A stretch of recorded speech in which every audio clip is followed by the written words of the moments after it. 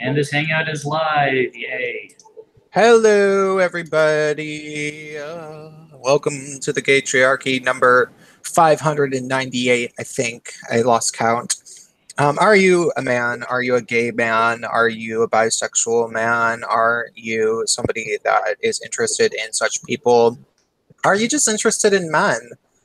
Do you like looking at an image of Jack Dorsey, the CEO of Twitter, being licked by a gay man? Then you've come to the right place. We are going to be talking largely the theme of tonight, and granted, we never stay on topic or theme. Every time I've declared a theme, we haven't actually really stuck to it.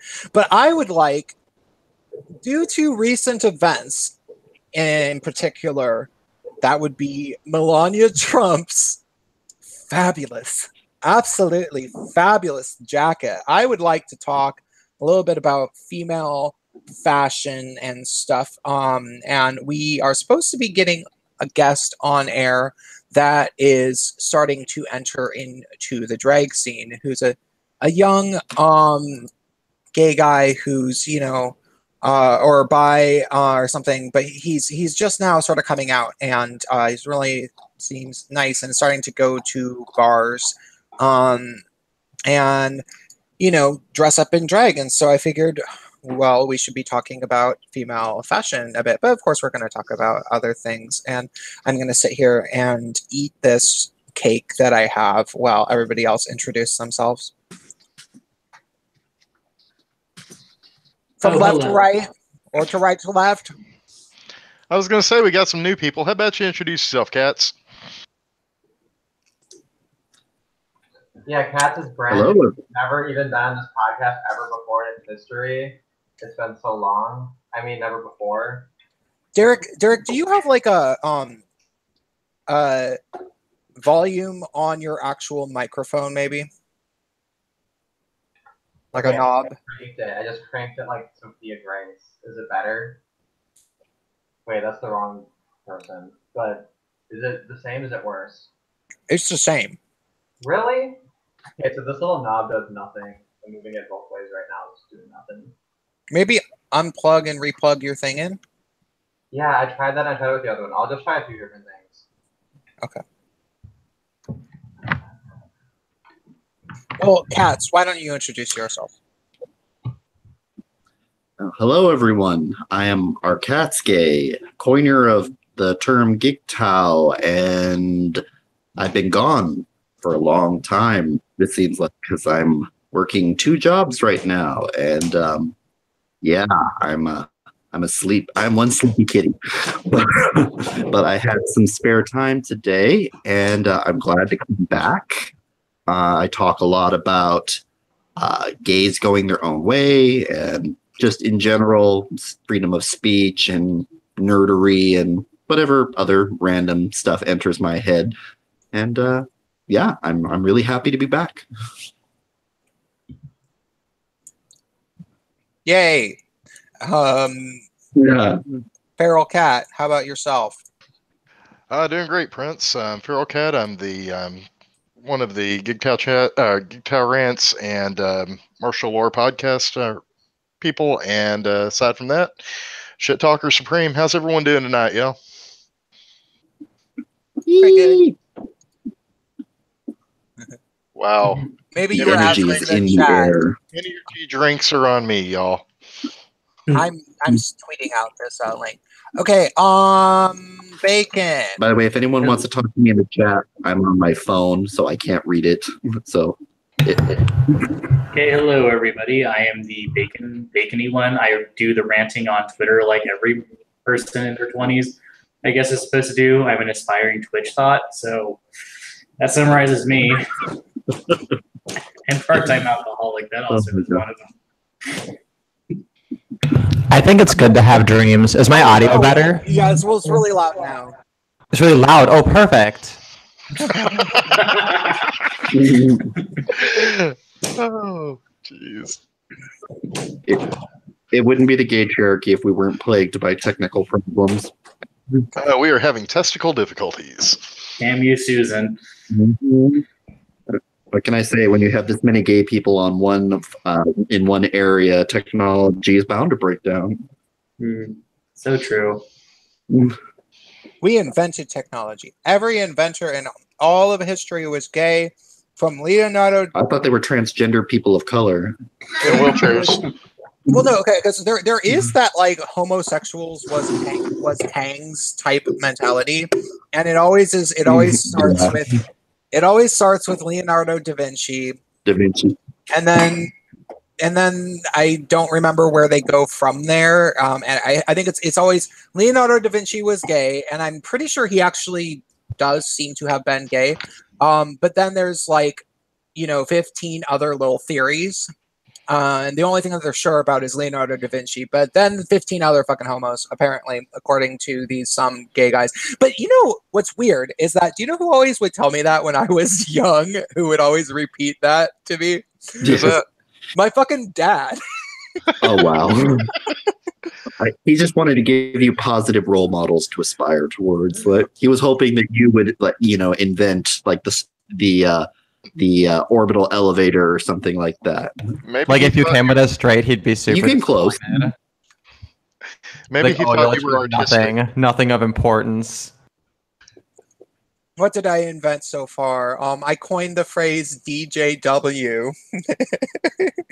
The doxing justice warrior. When people freak out because allegedly somebody maybe doxed somebody, and then therefore that person is a horrible monster and you should never talk to that person again, or anybody who's friends with that person, or anybody who also doesn't think that that person is a horrible monster.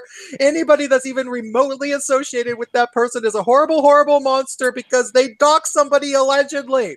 That is a DJW. Yeah, it's like I Me coined the Too phrase. with doxing. Wow. This is a new one on me. That's pretty exciting. Yeah, it's just a toolkit kind of a word, because it comes up a lot in YouTube land, because there's people that are so well, because lots of doxing happens if you hang out with the wrong crowd. There is actual doxing and shit, and because of that, there's sort of this like lingering paranoia amongst that crowd of like people trying to dox each other and then swat each other and blah blah blah blah blah. Things that like don't tend to actually happen if you hang out with people that actually just have things to talk about and don't have to go searching for drama on the internet. And so the people that get very preoccupied with that stuff, it's amazing how preoccupied they get with it, because without drama based around doxing, they have literally nothing to talk about. So you might as well diagnose the problem and call those people DJWs, because that is one of the things that they are. Are we still talking about that other YouTuber that has a lounge lizard name? There's a lot of people that are like that. Yeah. Oh, lounge lizard. I thought you said lot lizard. I'm like, hey, you got something to say to my face? Never mind. I don't get it. Huh? I don't get it. No, I was good. Lot It's not lizards important. are prostitutes at truck stops. Oh, those. Oh, I remember those. I was a truck driver Yeah. for like 3 months. Those bitches are scary. Mm-hmm. Oh, I wait. was just being a shit. Spacepan wrote something funny in the comments, and I don't know why he didn't say this out loud, because it's worth saying out loud. Oh, I wasn't sure if we were gonna move on to like phrases that we coined or not, so I thought I would just get it in there, and like it should be an Easter egg for everybody who hangs out in the chat, which is the best part of the podcast. To be perfectly frank, like the chat is my favorite thing ever. Sup, chat fam. But yeah, Bacon and I coined a word earlier this week, which is perverts, just pan-exclusive radical bisexuals. When bisexuals are exclusive to the pansexuals. If y'all could just see the Very look on my edgy, face right very now, edgy stuff. guys. They kind of like births. So bisexuals who won't do traps, basically. Who's a bisexual who won't do a trap? Sorry, I had to go get water. Well, and I like linked this girl's tweet, and I guess you get a notification off that. So she was like, "If you don't like my tweet, you can just block me." And I'm like, "Okay," but like I don't want to block you. Like I don't mind. I don't want to block you. I want to torment you. There's a difference. Oh my god, this cake I'm eating is like. I've never actually blocked anyone. I've been blocked by queer kid stuff, but that's about the extent that I know of. Oh my god, what do you have to do to be blocked by that bitch? I called her. Hold on while I swallow some meat. I called her like I got blocked because when they tweeted about their upcoming second season, this was a while ago. I said, "Oh yay! What's going to be your next lesson plan? Like how to bedazzle dildos, genital warts?" But I don't know. Like I guess that was too much. I don't know. I said that she'd be to blame for the ensuing homophobic backlash against us. So, and that didn't get me blocked. It's probably just because I said the word genitals. No. Well, and he also used a phallic object or mentioned one. Yeah, there's that. I mean, if you would have said something like making a dental dam or homemade dental dam out of 2 cans and a piece of string or something, she would have been totally down with that. Probably, but. So the first person I was blocked by on Twitter is Cat Black, and I realized that she just uploaded a video 5 days ago, which makes me very, very angry because I thought that her YouTube career was entirely over, and I, of course, was giving myself all the credit for it. But I mean, ultimately, as long as this bitch can share videos, she's gonna. Let's just be honest. Like, she might like go on one of those strikes, like when you're 8 years old and your parents piss you off, and you're like, "Well, I'm never gonna do my chores again." And it's like, okay, well then you're not getting any food for dinner. It's like, I don't care about your food. I cannot eat food. And then it turns out, actually, you can't. You're gonna get hungry soon enough. Let's see how long. You might last till about 9:30. And then you're going to have to go to bed at 10:30, and you're thinking to yourself, I should probably eat before. That's Cat Black trying to stay away from YouTube. I had a friend, it reminds me of a friend I had who, like, she wanted to go vegan, and her friend was like, okay, fine. Just, like, gave her, like, a sack of apples. And, like, you can figure the rest out. Like it just started. She was just like, fuck this. She was like, this is too hard. Oh, and speaking of greatest moments in Twitter block stories, we actually had one from today from you. Maybe some of you people remember Nephenor. Nephenor used to be a guest on Honey Badger Radio like years ago in like their earliest days. He doesn't really make content anymore, but he has like an alien avatar. But anyway, some duder was like bragging about how he paid $300 to trademark #DNDgate so that he can try to like cash in on it later. And then Nephenor just says, actually, it's a trademark of Wizards, and like since you're not really doing anything, it would just be considered fraudulent service, and it's not really going to hold up. And then just like immediately blocks him. This guy Daniel Fox, that's way Henry Giano. That was just a fun little bite-sized drama. It's the most recent thing I retweeted. Besides this, I guess. Oh yeah, I forgot to tweet about this. So, we have like actual stories too. These are just like stupid tweets and things, and like little phrases that we've coined.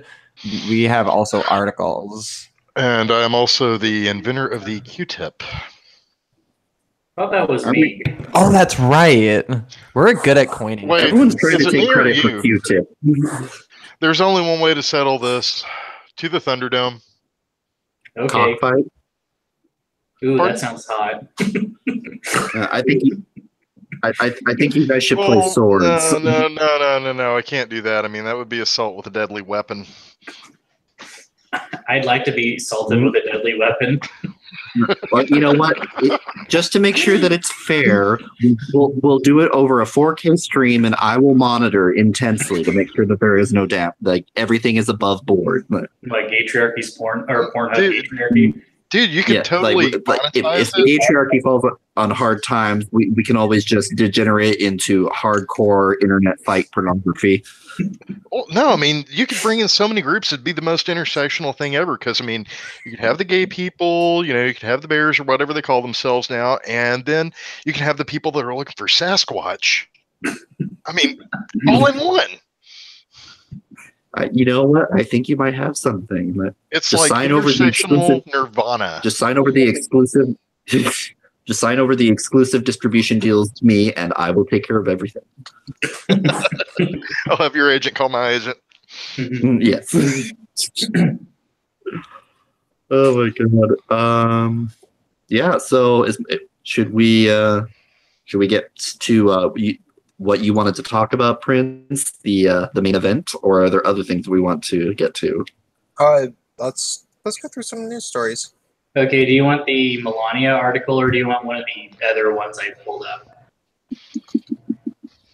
While you guys are deciding, I just want to note in the chat, we had Google Chris just said, "I'm down, stick a fist in me for social rights." And it just makes me imagine like a really gross version of like Jump Rope for Heart, where you have like sponsorships. Sorry. I love Google Krishna. Same here. You know, just in case that's an email that might save the world, I just want to make sure we don't miss that.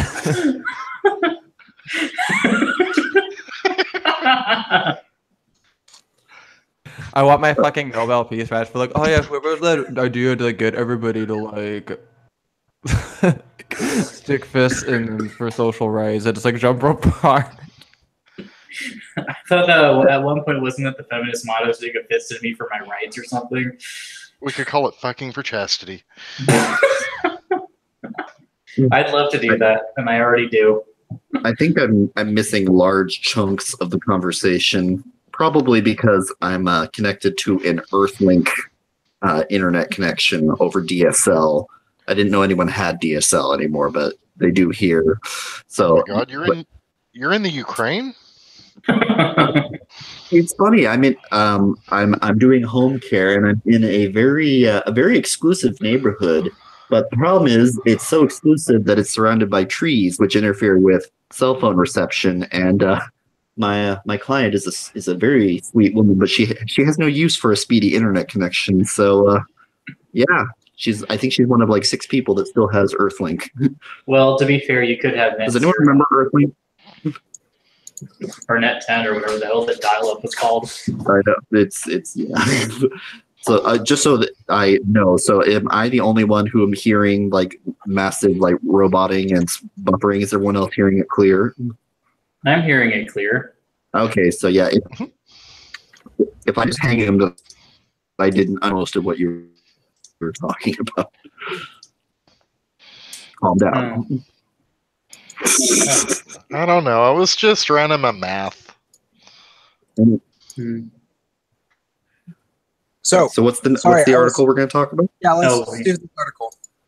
Okay, I'm just saying, do you want the Melania stuff or do you want the other stuff? No, let's not do the Melania yet. That's more of a main event. Let's do one of the other ones first. And why don't you pull it up so that we can see it? Everybody can see it. Save that one for the Bukaki. Figure out how to do that again. Desktop. Yeah, I know I'm presenting Google. Go eat a dick. I will say that the Hangout seems to be working better than OBS did, though. Oh fuck the Hangout. I'm not sorry. I am not sorry about that. I have things to say. Anyways, apparently the U.S. has withdrawn from the Human Rights Abusers Council, and the gay world is all of thunder in that. I can't imagine why, considering all the Human Rights Abusers Council does is defend countries like Saudi Arabia when they put rapists or rape victims to death and whatnot. Well, they also give us those nice apartment, those nice rooftop I can't get tours. upset about that. Wait. This is just one of those. That's what they do. That's what they probably do. That has made it to the attention of us in this sphere of YouTube. But what do they claim to do? Like, what is their stated purpose? They claim to monitor. They claim to monitor all the countries around the world and make sure that they are living up to internationally agreed treaties and standards of decency, like basically monitoring human rights as far as like due process, fighting discrimination, prejudice, and basically all the things that the people on the council actually do. So, yeah. Well, let me read the quote from Nikki Haley, who is our ambassador to the UN. She says, when the Human Rights Council treats Israel worse than North Korea, Iran, Syria, it is the council itself that is foolish and unworthy of its name.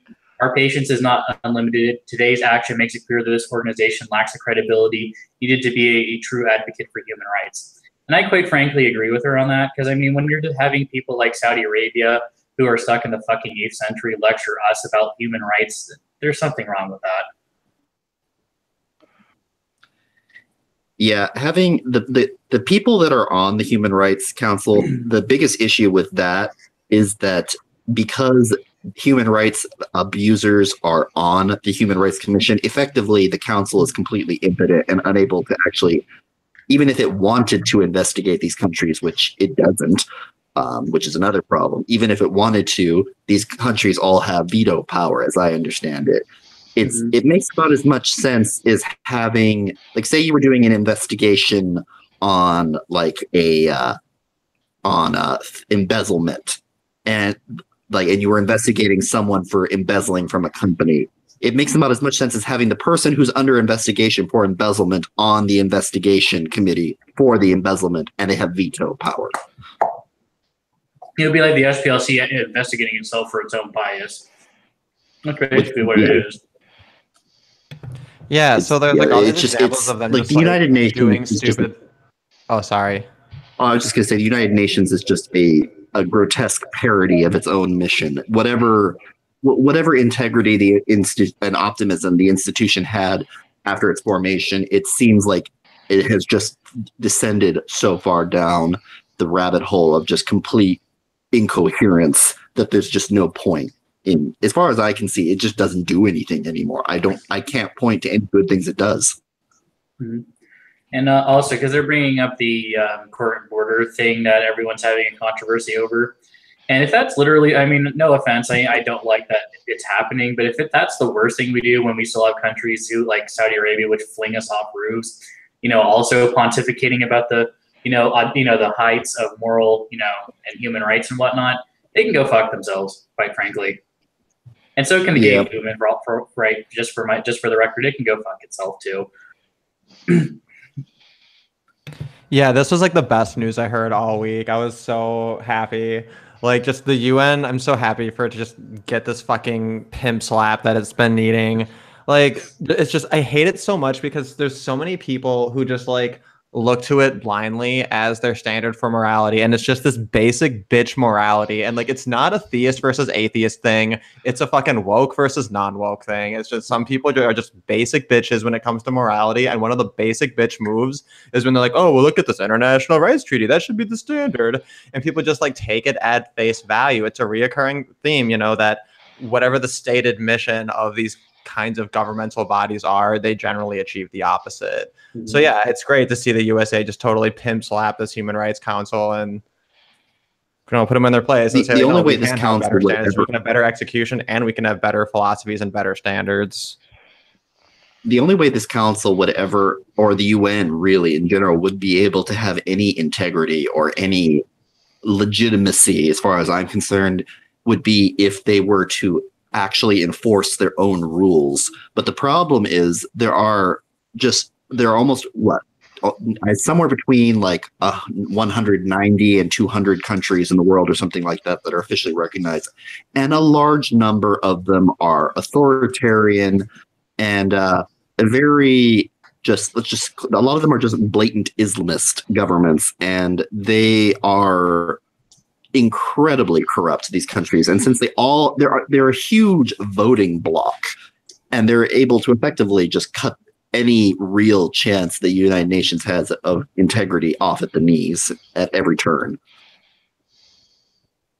I think the United Nations was probably more effective in its early days because the majority of members were Western democracies or countries that were being actively reorganized by them because they had just been liberated or recently freed from, well, not even free, but, post-colonial countries that were still in the active reorganization phase. But it's the whole of Africa and the Middle East has not overall enriched the United Nations, I'm sorry to say, because those countries all have not all, but the vast majority of countries in Africa and the Middle East have appalling human rights standards.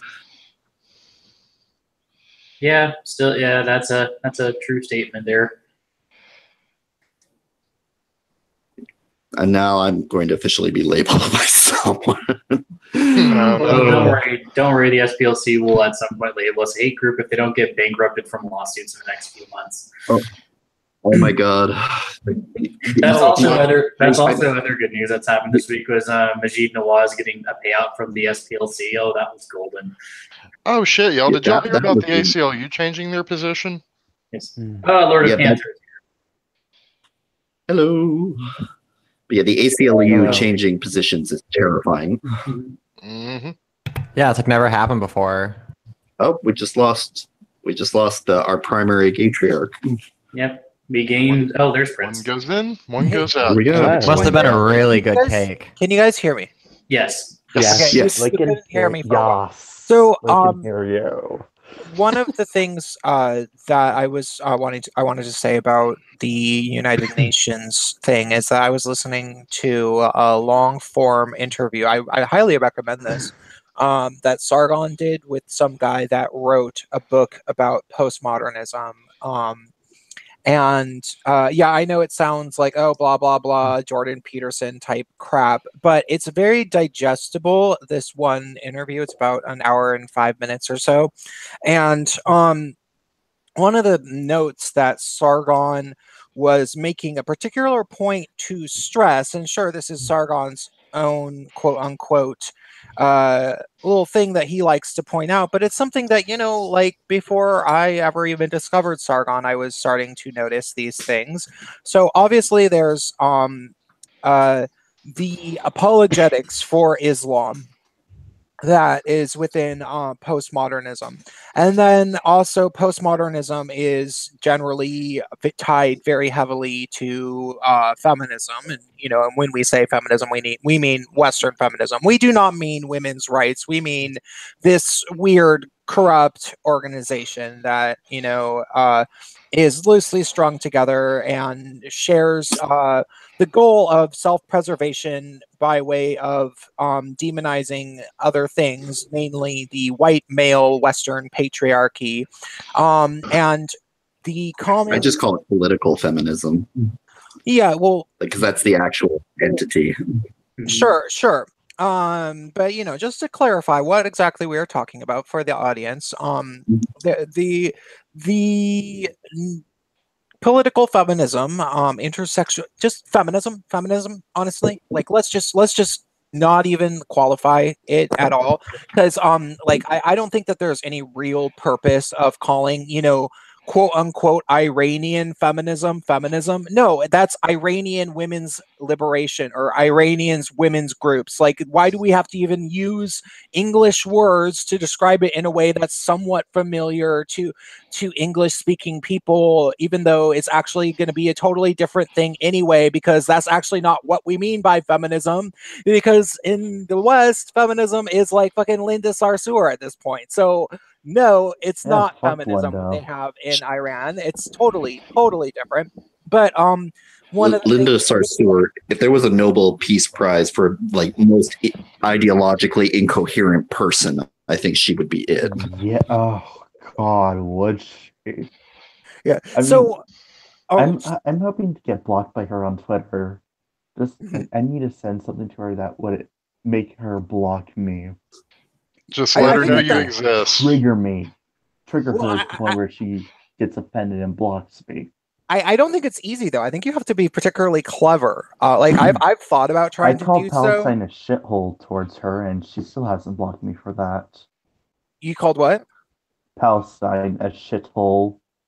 Oh yeah, I'm sure she gets worse than that on the daily. I think that you have to like it took me getting under Cat Black's skin by getting Cat Black to actually engage with me in an argument that I was able to best her in, and then she blocked me. It was only after she blocked me on Twitter, even though I haven't said anything to her. It was just like the mere presence of me being on Twitter just triggered her.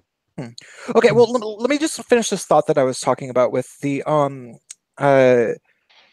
So in this interview, Sargon was talking about postmodernism and as it relates to feminism and how it wasn't just Sargon. It was this guy who wrote the whole book about postmodernism with citations and just sort of how it actually operates. And postmodernism is sort of a philosophy of this is going to be my interpretation of what it's really sort of sounds like. The notion of postmodernism is that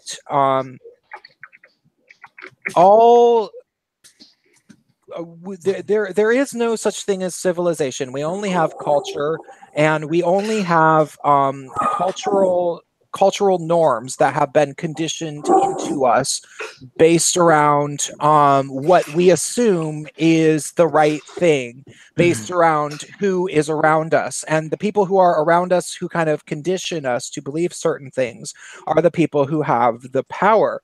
And so we only think what we do based around who has the power that is around us. And therefore, it is up to everybody in whatever sphere that they are in to subvert the dominant power structure and turn everybody into postmodernists, because then the world would be better, basically. And the biggest thing is that there's no objective truth. Yeah. Everything's subjective. Yeah, that's sort of how the philosophy works, and I think that the way it's developed into this weird, zombie abomination thing where it like kind of infects and tries to eat everything that is functioning and destroy it. I think that developed by way of some sort of a weird natural selection process, in the way that the Marxists started to intellectually die out during the 1960s or so, when oddly it became mainstream to be a Marxist in the Western world. But intellectually they were beaten because there was no defending Marxism past the 1960s. But the postmodernists wanted to be able to sort of, attack somebody, and so did the Marxists. So they kind of joined forces in this weird kind of way. And the odd thing about that is that they are sympathetic to feminism, because feminism wants to, smash men to make sure to make sure that the male leaders of society are subverted, and they're no longer the leaders anymore. Postmodernism is largely a means to an end, it sounds like, as applied in practice. It's a means of getting rid of the power structures that are in place, and replacing them just for the sake of replacing them, or having constant turmoil. And it looks like Islamists like have figured out that this is useful, and that they might very, very deliberately be provoking, and maybe even funding this in the West, hoping that to get the West to compromise, because it's like, oh, well, you should question everything about yourself. You should question everything about yourself. Meanwhile, of course, they don't. And if because Islam is very strict, it's very rigid, it has no plan on changing itself as a doctrine. It's incredibly hard to the Bible has in all of Christianity's faults, and I'm not a Christian, so I don't know that much about it. I was not raised as a Christian, but one thing that I do know is that it's definitely quite permissible to interpret the Bible openly. And there's all sorts of churches that have gay pastors and these things like that. Well, within the faith of Islam and within the Quran, the biggest sin, literally the biggest sin, is attempting to actually reinterpret the Quran. And they have imams, which are kind of like bishops. And in order to determine whether or not something is haram, they have to all kind of come to some sort of relative consensus about something. It's actually even more severe than calling them bishops, because they're really more like judges. Because Islam is structured more like an actual government. It's basically the goal, because the goal is to unify the whole world under Islam. It's built right into the structure of the religion in a much more organized and coherent fashion than any previous Judeo-Christian type religion, Abrahamic religion, I should say. But yeah, literally, it's built. The reason there's never been a reform, any kind of reformation in Islam, is because it's literally not permissible within the structure. Yeah. Judaism has an inherent need. It's part of the religion in Judaism is the need to question and debate, because a unexamined faith is considered a weak one, which is the exact opposite of. Oh, I shouldn't be talking about this. I should let Lord Jewish Spy Guy probably talk about this. But I had a lot of Jewish friends growing up. But the point of what I'm saying is just simply that, like, it's very, very highly likely, if not probable, that the UN has been completely co-opted by strategic endeavors from these Islamic governments that have purposefully manipulated things. Doubtless. To make it more suiting to their agenda. And so we do have every reason to pull out, and one of their biggest weapons is postmodernism, which everybody really should study, because it firmly entrenched itself into our institutions. Hello, Jewish Spy Guy, how are you doing? Oh, I'm pretty good. Oh, I've got a funny story to tell you guys that happened yesterday. Is now a time to say this? Maybe. I don't know. What's it about? Spill it.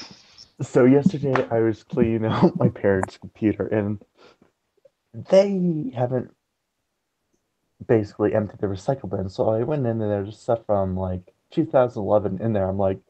So I was scrolling down through there and I realized, okay, so the backstory was my parents put Net Nanny on my computer, but what they don't realize is that I find a loophole around everything.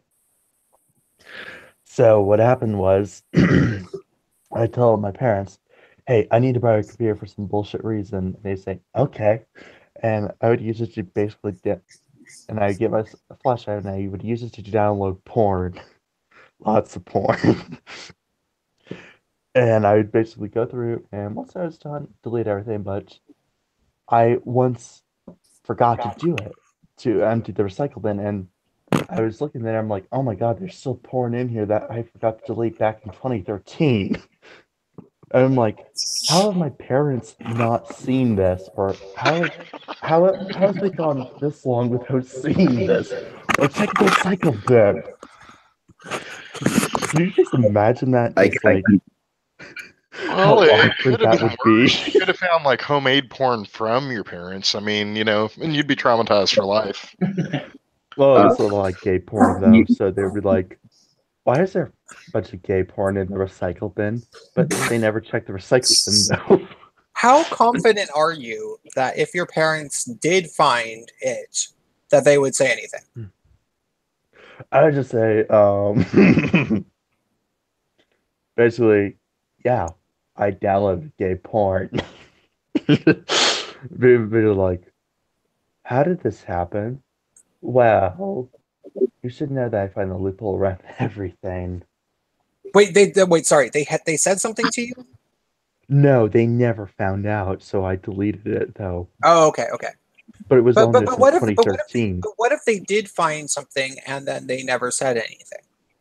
Is that a possibility? Who knows? Maybe. Okay. I'm just checking because, like, for all I fucking know, my parents found like weird little porn things. Like there was only a very, very, very brief period in which there was actually paper copies of like I think I would like save the underwear catalog or something, and like when I'm like 12 or 13, and like I'm sure my nosy ass mother probably like noticed that and then just didn't say anything about it because she wanted me to be gay all along anyway. I once saved one of the inserts from the male models coming in the underwear package, and the housekeeper threw it out. She finds the issue and just replaces it with the next month.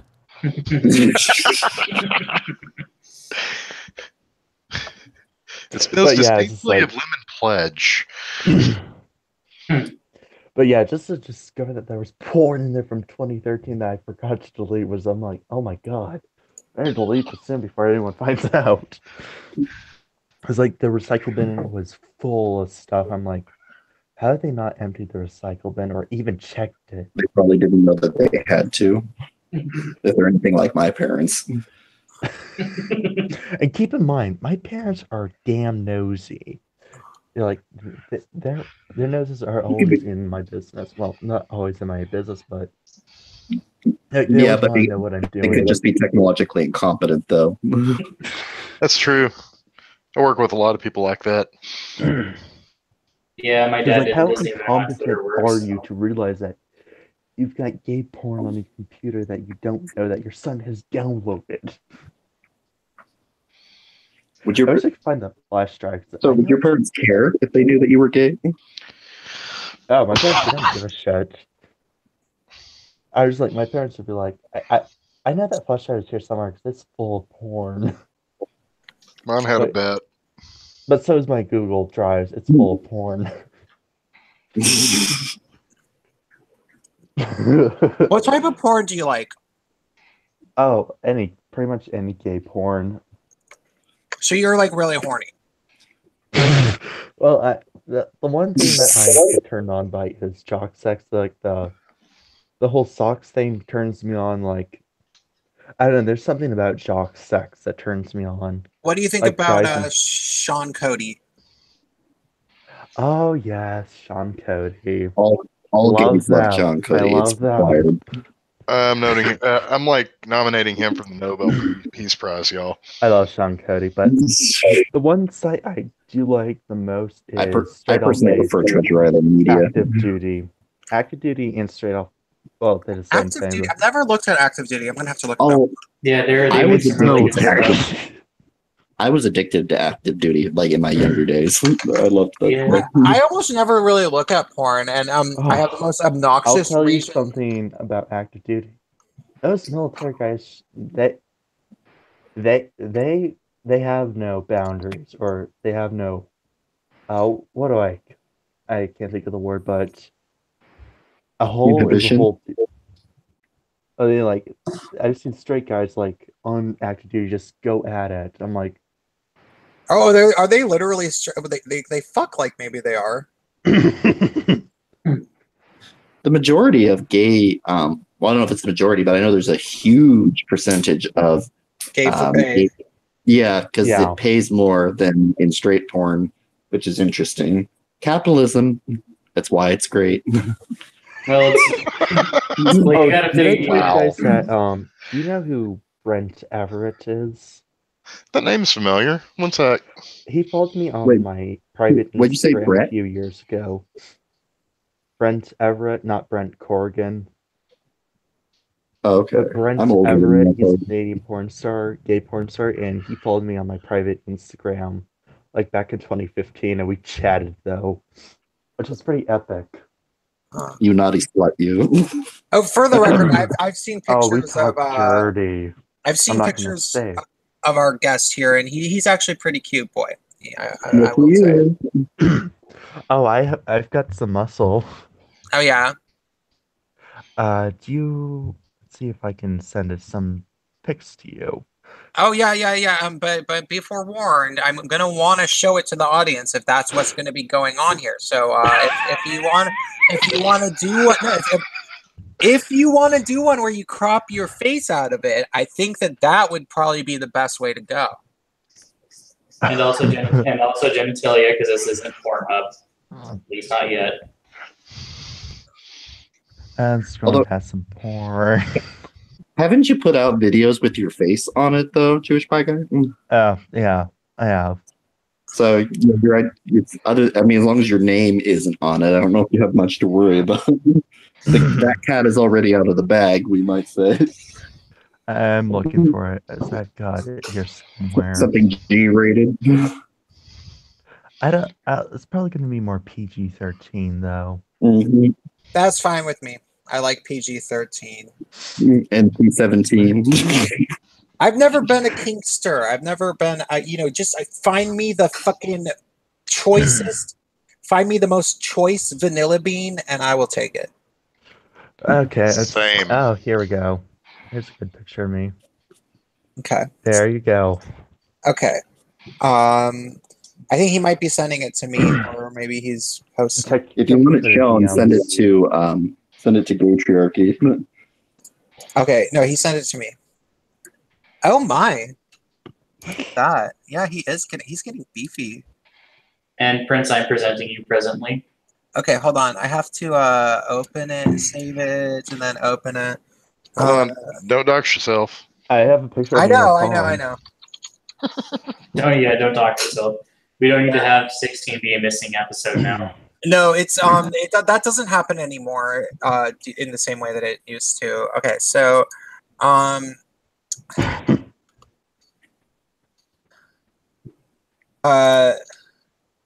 let's see. Okay, so let's look at this. I'm gonna open it. Just open, and I'm going to go to the Hangout, and then I am going to screen share location window. Oh shit, I can't find it. This is taking a while. I'm gonna send you another one. Oh, okay. Of Yes, me I'll take it. packing. Have you what? Packing. What's that mean? You've never heard that term, packing? I might have. Oh You my need to be god. specific. Tell the As in- audience what it means. As in Don't worry no about it, Prince. packing. Show it. Else, this one's from me from 2016. The one of me packing in a blue thong. Okay. But okay, hold on. Prince, why don't you send it to Bacon? He can put it No, on. I got it, man. I got it. I'm just making sure that I okay, and then application. I will have to learn. Oh, there we go. And let me tell you something. All the guys I have. There we go. There's. That's our guest. Oh my god, I'm officially a dirty old man. Damn. Yeah, I know he's not bad, right? I know, He's right? not bad at all. Look at it. Look at those No, to be legs. young. There Look is at hope for the wait. generation. Sorry. How old are you? I Oh, wait. am 22. You're 22, but no. How tall are you? That's what I meant to ask. I'm 5'10". 5'10". Okay. So I love filth. Okay.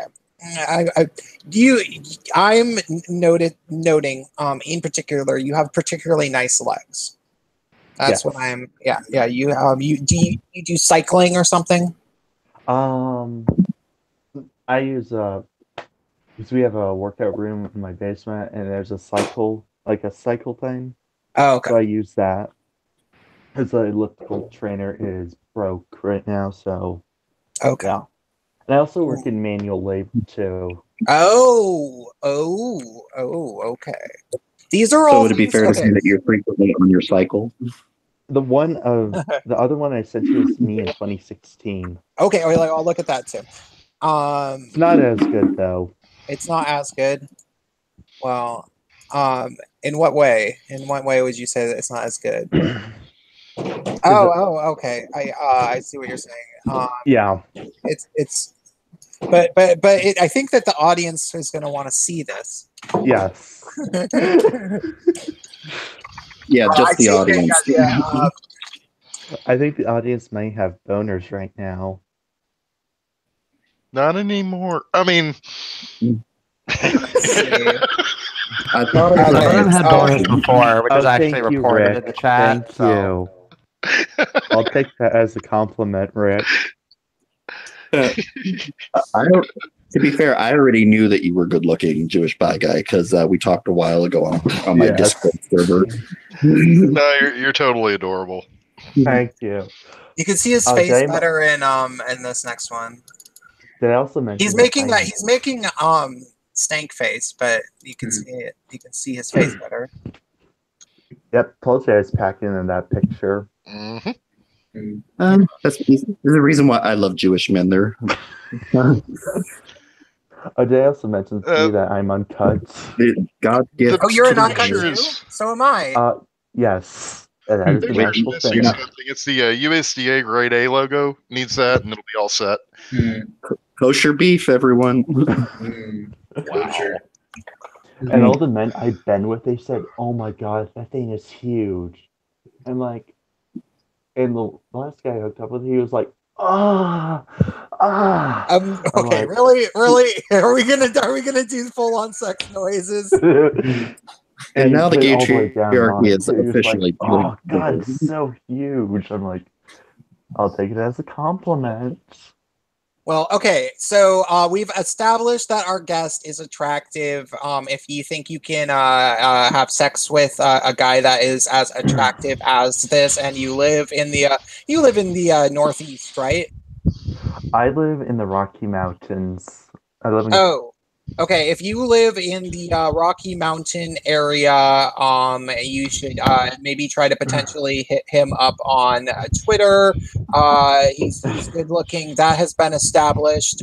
Now we're not going to talk about how attractive you are exactly, explicitly, and your sex life exactly, explicitly. We're going to move on to more. I'll show you a better picture of me though that was recently taken that everyone can see. Okay. We'll do one more photo of you because One more photo. I can't help but I gotta looking. go find my Jesus fan. I can't help but looking, but I don't want to say it'll bore the audience. I mean, granted, there's definitely some gay guys that are probably sitting there thinking like, "Oh, I'm not bored. I'm not bored. I don't know what you're talking about, Prince." But at the same time, I think that we can tie this conversation of looks, appearance, and the fact that you're starting to do drag into being something that is a much more intellectually enriching conversation than sitting around being like, "Ew, he's hot. Oh, yeah, he says he has a big dick. Yeah, I think that we can do better. Are you saying there's more to him than Another picture objectification? of if the audience wants to see a better picture of me, you should show it to them. Okay, But that'll be the last one. Yeah. I think 3 is a charm. Oh, and this is the more the updated so judge by guy 3 and let me okay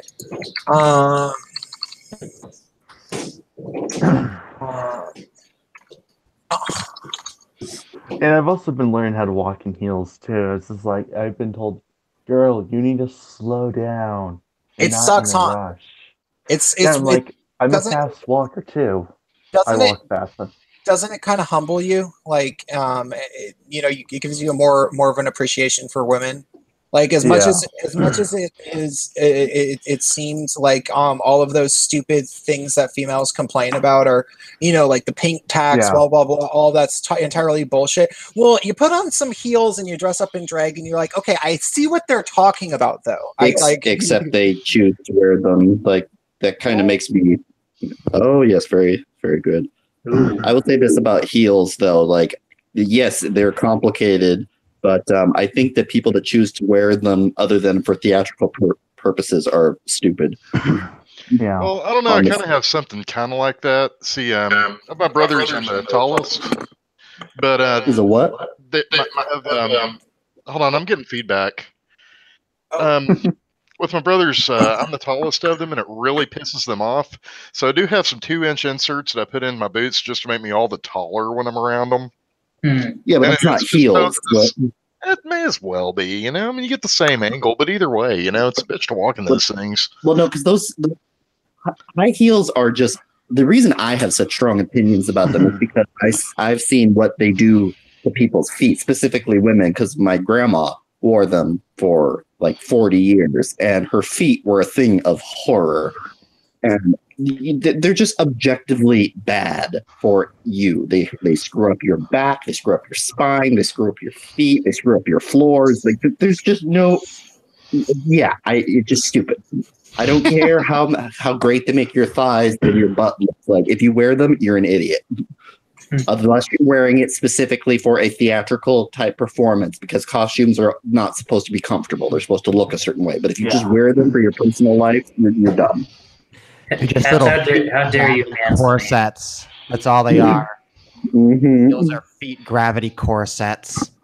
How dare you explain to the women about their fashion. How dare you? Oh, I'm. You know what though? I have a saving grace. I'm a healthcare practitioner. I'm telling them that they are hurting themselves in the long run. But if you choose, I think that wearing high heels is the same as being bulimic. You can choose whether or not to hurt yourself. Besides, technically, high heels was a guy thing first, and women ended up appropriating our culture. Yeah. Seriously, look it up. Saw it on Oprah. Mm-hmm. Yeah, if you don't have a horse and like a longbow, then you have no business in heels. Some of these comments, I am very flattered by these comments. Thank you. And we're not even going to talk about the fishnet stockings. Jewish Bi Guy, by the way, has a Chatterbait page, which you guys are very welcome to patronize.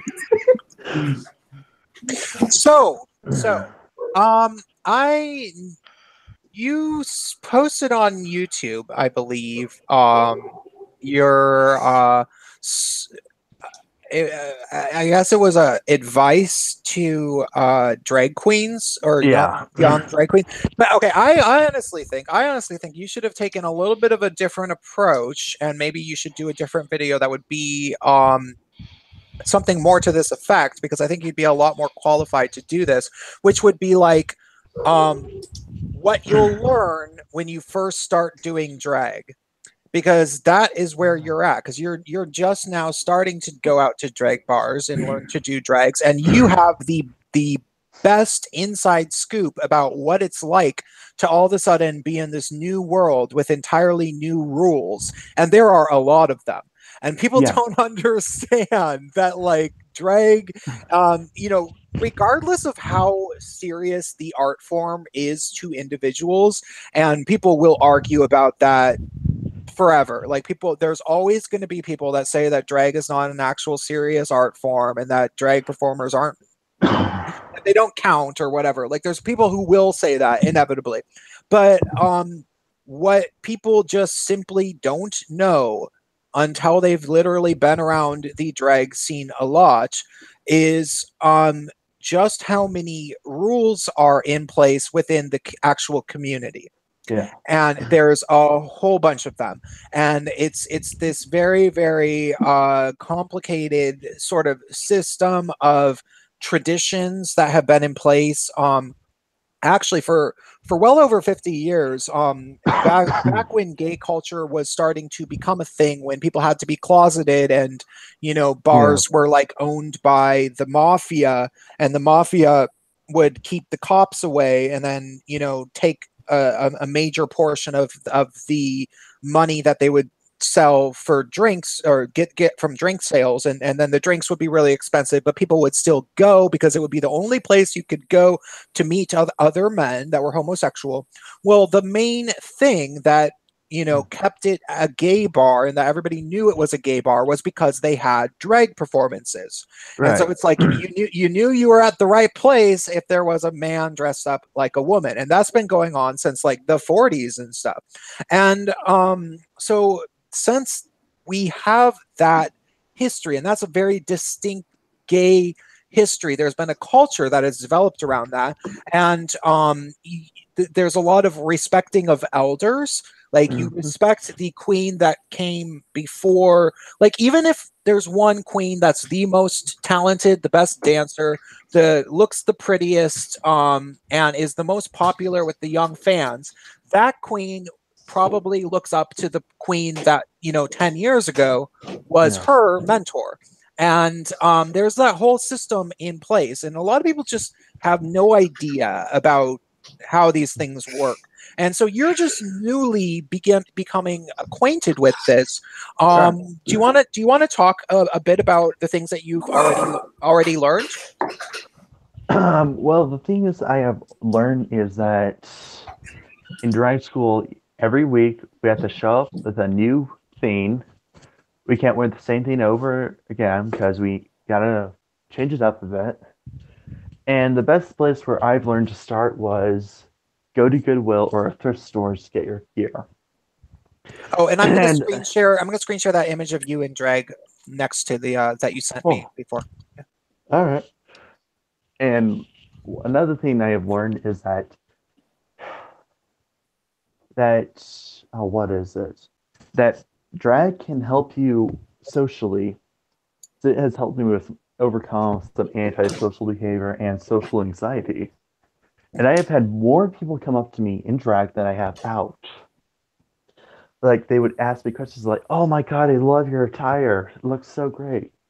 Like the last week, I went and showed off my new wig, but the problem was my makeup is very bad. It's like, ugh, I had to have somebody put it on for me at the drag breakfast, the drag brunch, and yeah. And another thing I've learned is that people want to talk to you because they see you in drag. They're like, "Oh my god, there's a drag queen."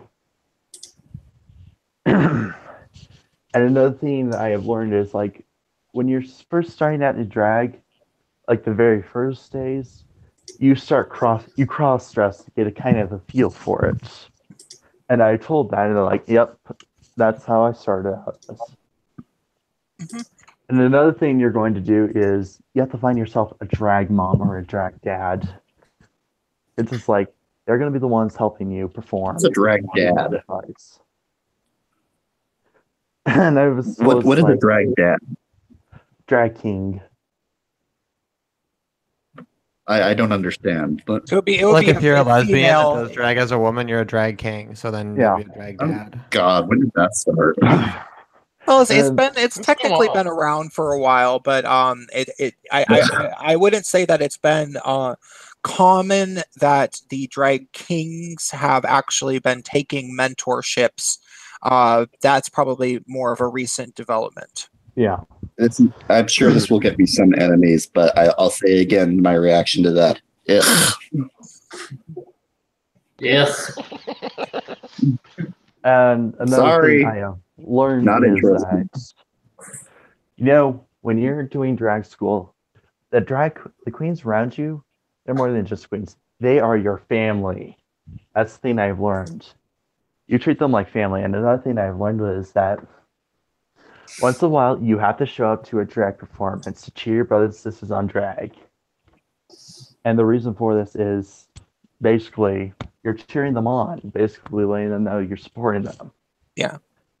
Yeah, well, and that's definitely something that everybody should take note of if you're going to be a performer or a part of an artistic scene of literally any type.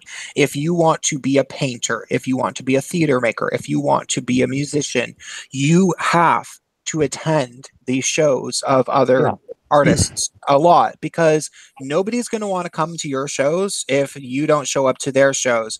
Now, granted, there's people who won't show up to your shows anyway, and if you realize that that person is never showing up to your shows and you kept showing up to their shows, then you should probably just stop going to their shows, because it has to be a little bit of a two-way street. But yeah, without the members of the performing cast, without the actual artists that are putting forth the artwork being supportive of the actual scene, the scene cannot exist. So It's networking. yeah, when a new drag night happens, and remember, I lived in San Francisco for 7 years, fucking years. So I have seen the rise and fall of so many different drag nights and been to them. And one of the things that will reliably happen is that, some queen thinks that they can throw their first drag show and it will be successful, and it will be on a Tuesday night from 8 p.m. to 10 p.m. and it will be competing with another drag night that's been going for 4 years and is well attended, but this queen thinks that there's going to be people there, and the reason that she's doing it on the Tuesday night competing with the popular drag show is because she thinks that the host of the popular drag show is a fucking cunt. And maybe that's true. Maybe the host of the popular drag show is a fucking cunt.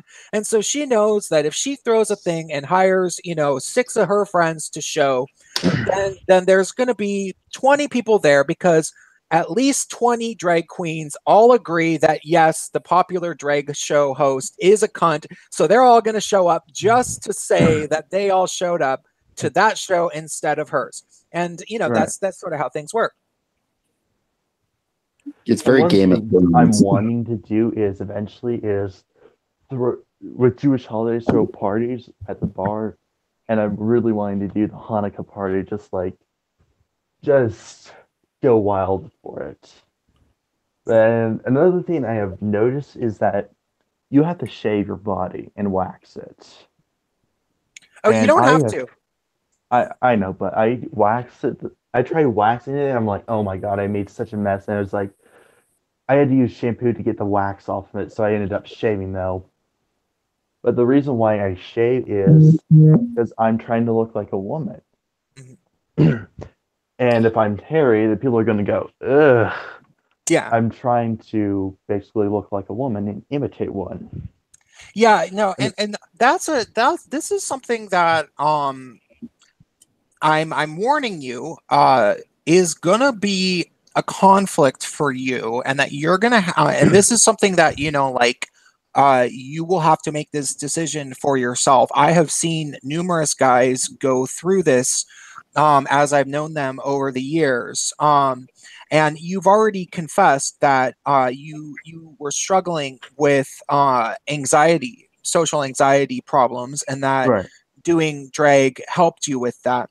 And one of the things that, I'm here today as somebody who does not live in the same city as you, is not trying to have sex with you. So I'm not, just some random gay guy who may be trying to have sex with you, may be trying to find some more drag sisters. Like you know what my motive is. I'm not sitting here trying to pull one on you.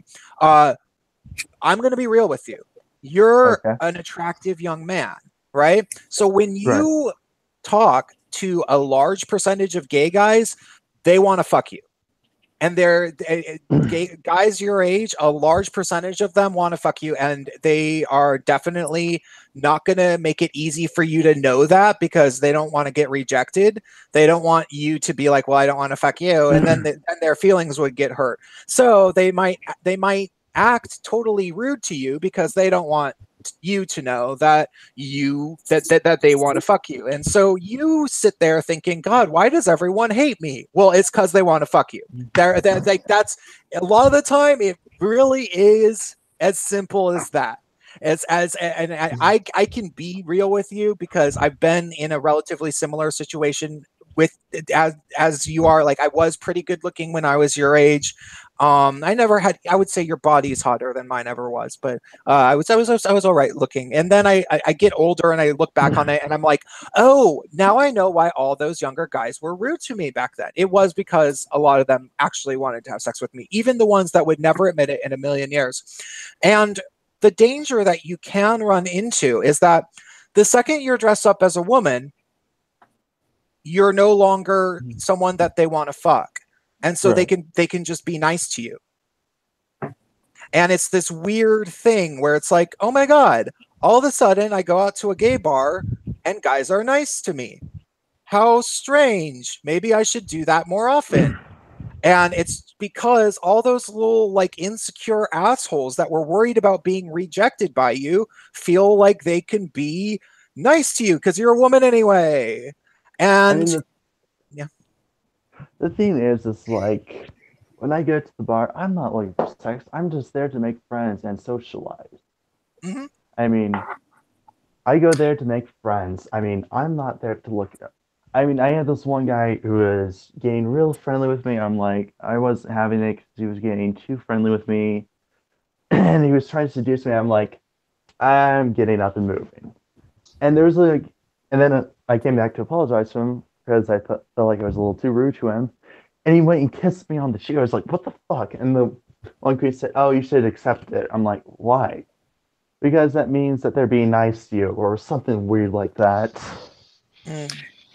I have a drag question that is, I guess, it's semi-topical, but so on the subject of drag, it seems like there's a lot of noise being made right now. So you already heard my my reaction to the idea of drag kings, which I'd Yes. vaguely heard of, but I didn't care for.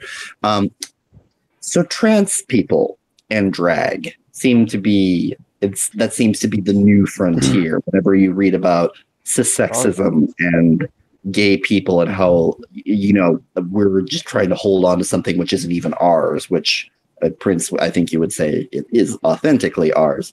But what exactly is the drag hierarchy doing in regards to the same way they did for Grindr? It's just it's what the trans people do. They invade every aspect of other cultures because they seem to be incapable of doing anything except talking endlessly about their transition.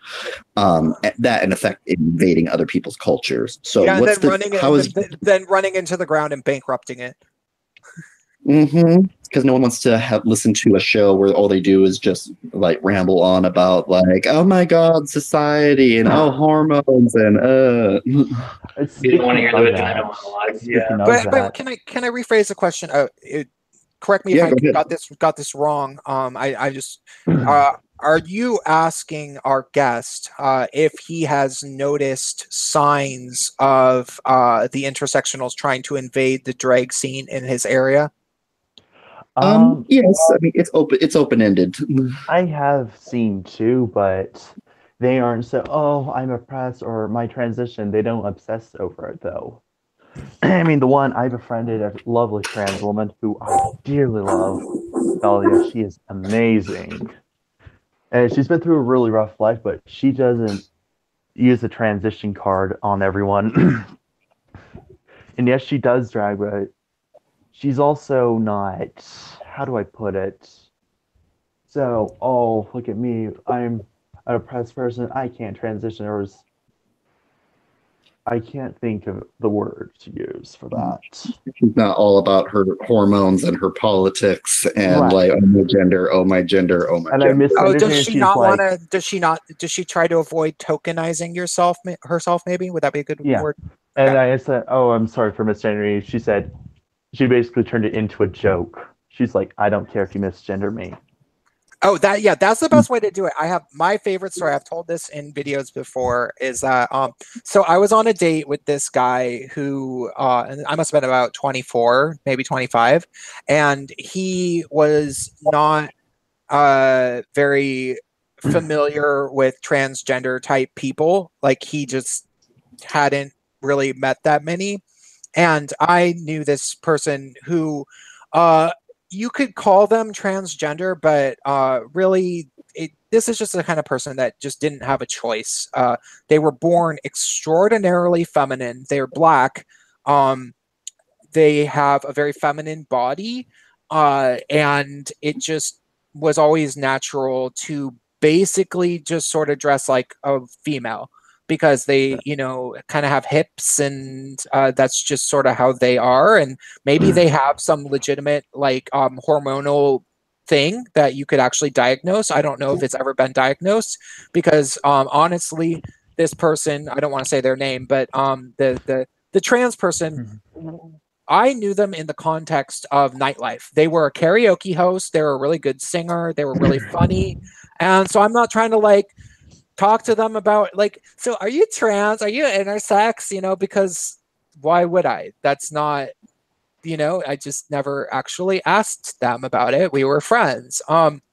So I'm on a date with this guy and we're at a crowded nightclub. Like it's like crowded. So there's a line and we are in a line for the men's room. We're going to the men's room together for some reason. I don't know why two guys that are we're not like fooling around or anything. We might have been doing illegal substances that I do not endorse. Like that would be more likely than anything else. But I'm totally not winking right now. So we're waiting in line, and then the trans person comes into the bathroom and opens the door up just to see how many people are waiting for the stall. And there's like 7 of us kind of crammed in there, and she's kind of like, oh. And my date, being not familiar with trans people, says, "Oh, so you use the men's bathroom?" Oh. Yeah, he just like says that out loud. But she had a comeback already prepared. She said, "I use the men's bathroom. I use the women's bathroom. I use whatever bathroom has a mirror so I can look at myself, make sure I look pretty, honey." Ooh. Yeah, that is the only response, I think, which is good in that situation. Oh, do you guys have any gay club or gay bar stories to tell that are funny? Or Maybe a few. Maybe Prince, a few. Prince has a story about every situation, every location on Earth, every person, every kind of person. okay, so I gotta tell you a story about the only gay bar in Pueblo, and it's depressing. Like, think about it this way: blue collar bar turned gay, and it's Pueblo is that what state? Colorado. That's Colorado. And Okay. here's the thing: in the bathroom, they have two toilets next to each other, so you and your friend can take a shit together. Like, and it is the most depressing bar I have ever seen. I mean, the one I go to, I'm like, people think this place sucks. I mean, this place is better than the one down in Pueblo. And like I said, it's a gay bar or blue collar bar turned gay. Because I mean, it looks like it has been updated since the 70s or the 80s. It's that depressing.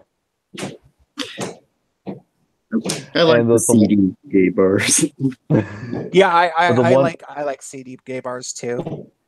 I like CD the bars. one I go to, there's like there was one night, it was like my second night there, just drinking my drink, just casually chilling against the wall. All of a sudden, this drunk guy comes up. He's like, "Hey, you're so hot." I was like, "Oh boy." And he was like, "Are you military?" I'm like, "No." "Liar, liar." I was like, and he started grinding on me. He was like, "Oh my god, he's so hard." He was like, well, what happened was he started grinding on me, and then he grabbed me. He was like, "Oh my god, he's so hard." I'm like, "Whoa!" Like he grabbed me. Was he like, drunk? Yeah, he was drunk. I was like, "Okay, I'll let this He happen sounds drunk. once." I was like, he grabbed me in the crotch. I was like, "Whoa!" And I was just like, he was grinding on me, and he kissed me too. I was like, as a drunk military guy kissed me, French kissed me. I was like, whoa. I was like, what the fuck just happened? Because it happened all Was he so at all fast. attractive? I was gonna Oh. say, if you're not gonna take it, I will. Oh, he was a tween too, a military tween. He was adorable. Oh, he was cute. Oh But you god, just yes. didn't think he was smooth. No, I just think he was coming on to me a little too hard. Hey, he was serving our country. You had a obligation to repay his service. Oh my god, I should have done that. I'd just be like, why don't you come over here to this place called Buddies and we can make it happen? Because there's like a gay bathhouse like right next to this place. There's okay. So this is something that they never tell you. When you're young and first learning how to Right. gay date and everything. Because who would they be? The advocate. I mean, all they ever do is call you a fucking racist for what you put on your Grindr profile. So Yeah, like you're about as good at teaching that as like Lacey Green is at actually giving sex advice.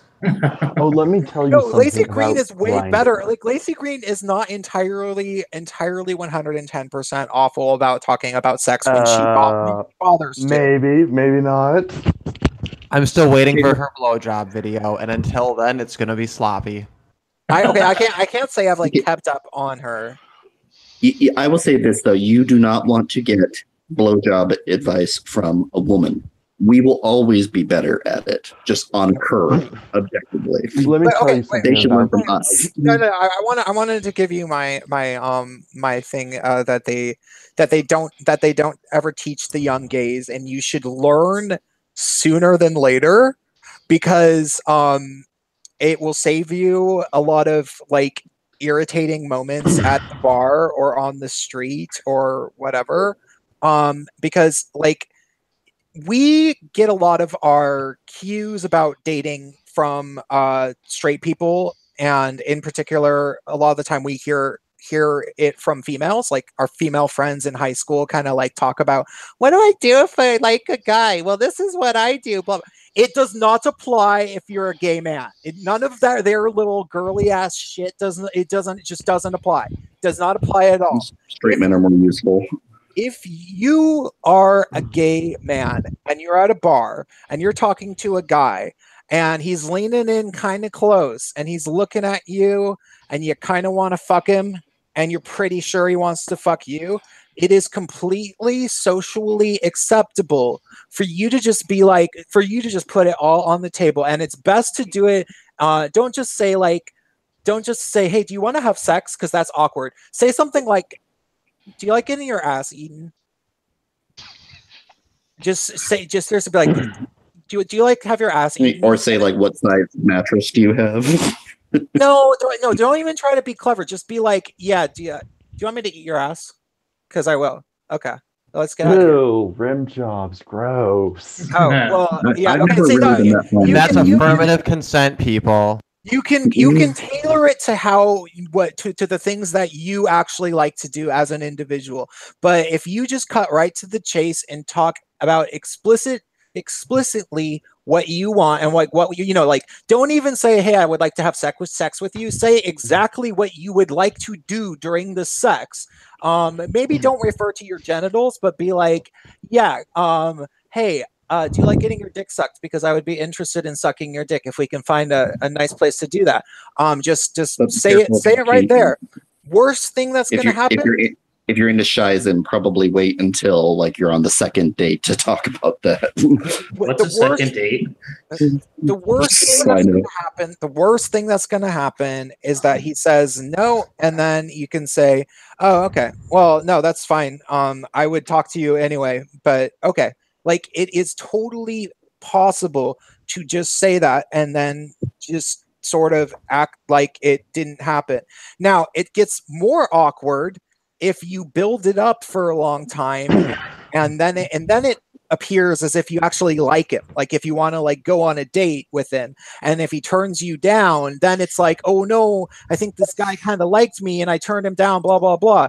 But if you just straight up told him that you wanted to have sex with him and he says no, and then you are still interested in talking to him, he can usually respect that, because he can accept the fact that, okay, this guy wanted to have sex with me, I didn't want to have sex with him, and he's still willing to talk to me. Well, he might be kind of a cool guy.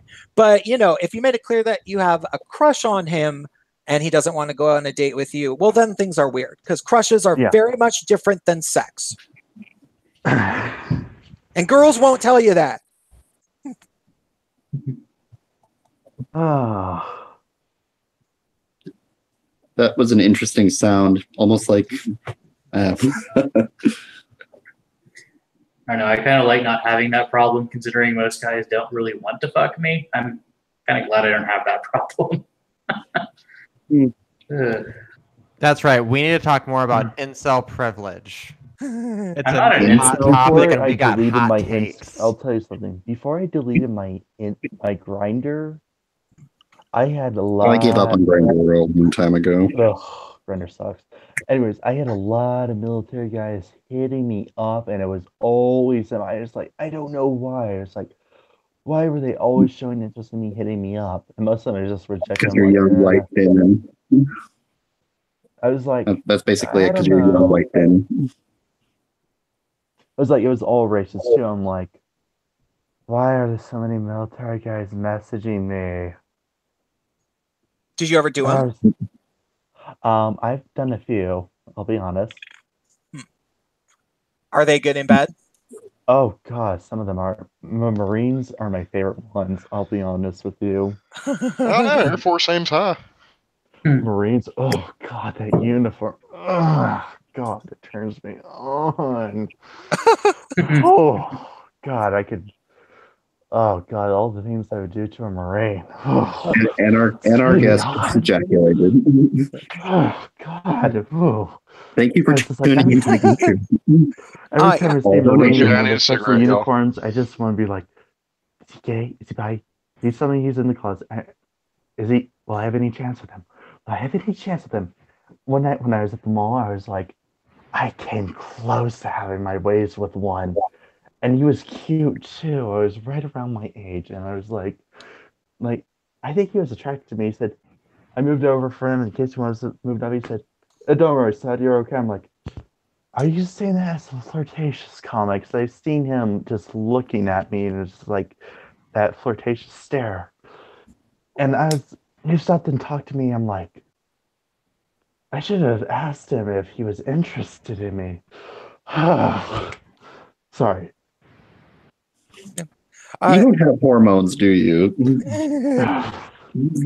I have to confess, for all the sex I had and all of the amazingly gorgeous and witty and fashionable and talented guys I had sex with, I don't think I had sex with more than one or two military guys. Now, granted, that's very likely due to the locations that I lived in, because I've only lived in Seattle, New York City, and San Francisco, 6 months in Oakland. So there's not a whole lot of military guys around. Like, that's just not really something that, I live in a city we have the Air Force Academy, we have Pearson Air Force Base, we got Schriever, and we've got Fort Carson, we got Cheyenne Mountain. Oh. So it's like, we get a lot of military guys. I'm like, yeah, well, you can certainly find the military guys in every city that I was in, but I never did them. There was always all sorts of little arty fags around for me to have sex with. I gotta go check out my phone. I'll be back in a second. All right. He's not really chat audience, how's your night going? I think they're all spent now. Well, I'm not. I did that before the show because I prepared. You I'm gonna have pre-gamed. to go through and Yes, re-listen to those. Is that why you were looking live for those streams. pictures of B. Arthur? Who's B. Arthur? I've had this- Never mind. Ooh, Oh my god, I just Russian outed guy. myself as old. Liberal Hammer. Oh my god, Liberal Hammer. Wait, who didn't know who B. Arthur was? I don't know who B. Arthur is. Yes. You are forever banished from the Gaytriarchy. Be gone. Wait. Those He can be guys reformed. He are- can be reformed. Well, Okay, what are you I whispering thought about over there? No, it's okay. You're bi. You just didn't inherit all of the ancestral knowledge that we got.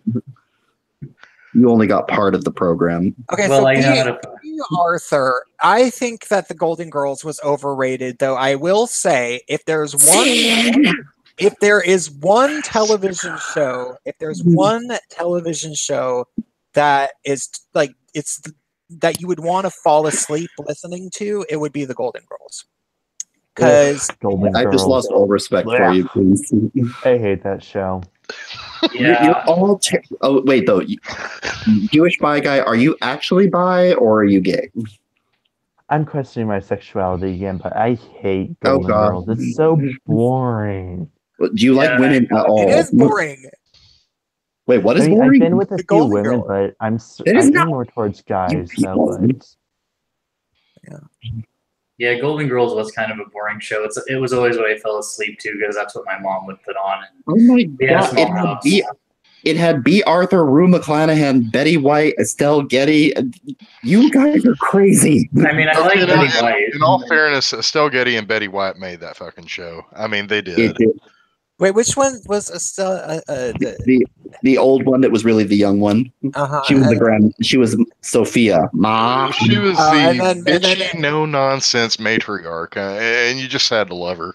and then which Sure one is. was the Sicily. other was the slut was Rue Rue McClanahan. McClanahan. Dorothy. Rue McClanahan. Okay. Wait, was it Dorothy or no? I forgot. Blanche. Oh, my God. Blanche Devereaux. honestly, all the characters were actually pretty good. There was just very, very little plot because there's not a whole lot of plot that you can do with fucking old women. No, there was always a. I mean, there was a plot, but I mean, it revolved around like this established character dynamics and incredibly witty dialogue. Yeah. But, No, like, no, no. It was, but there was not a lot of plot because it's It was all a just sitcom. Sitcoms do not have plots. They either work or they don't. I guess that's largely true. I guess there wasn't a lot of plot going on in Married with Children either.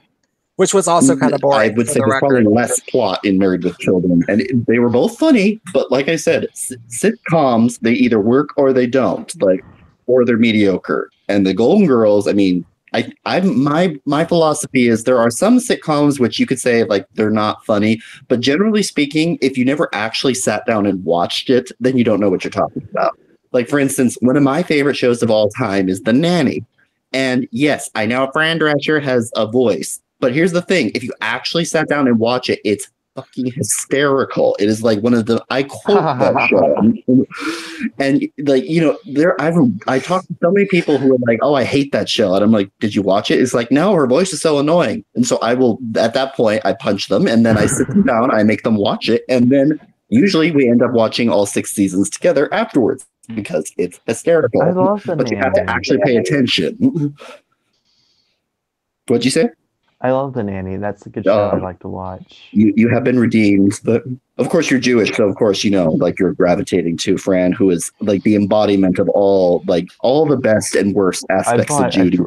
One of the dresses I bought from a garage sale for my friend who does drag, I'm like, to me, I was like, this dress reminds me of Fran because of the leopard print on it and the wacky colors. I'm like, oh my god, this is so Fran. But if you want, you should totally dress up as Fran Drescher, actually. Oh my god, I would love to do that. As someone who's seen all of the episodes about 3 times, I'll give you right now the formula for doing The Nanny. All you need is a big black wig, wear big black wig, wear black leotards, and a really colorful skirt with a weird pattern on it. Yeah. That's every outfit she ever wore. You know, the look from your picture, I joked that it was kind of like Wednesday Addams on her 21st birthday, and like her friends dressed her up, and like she begrudgingly kind of went out. But it could also be like Dana International or Victoria. It's like adult Wednesday Addams. It's like one degree away from all 3 of those things. Completely off topic. Did anyone ever see the adult Wednesday Addams sketches? Oh, those are great. Oh, it's they a were shame so they made good. her stop. I know they were. She was making it interesting for like the first time in decades. Not to mention, she was bringing life back into a character that they could have used again later. I mean, they're just sitting on it right now. If they were smart, they would have optioned her. They would have optioned her series, not made her stop. That just makes it look petty. Yeah, really. Prince, Bacon, did any of you guys, or Spacepan, like did any of the rest of you see the adult Wednesday Adam videos? No, I have not. No, I had no idea that was actually a thing. Oh, it's this girl. She looked a bit like Wednesday Adam, but when she got into the outfit, she was totally like that. And it was just a very simple premise, like Wednesday all grown up living in Los Angeles, and they were short, awesome, really funny videos, like Wednesday Adam meets a Tinder date, and Wednesday Adam goes to the dog park, and it was great. But unfortunately, the copyright holders for the Addams Family made her take all the videos down. Did they make her take them down? I know they made her stop making more, but her channel, I think last time I checked, it was gone. I mean, you can still find them, but like as far as I know, she basically they said you don't have the rights to this character. And that sucks. it. I know, because they were so funny. They were only like a few minutes. I think she only made like 10 of them, but they were so funny.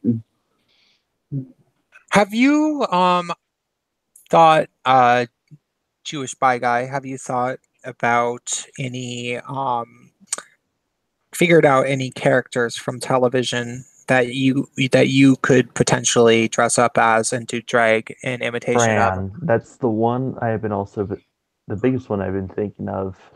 Who? Fran from The Nanny. Oh, okay. You Yeah. must.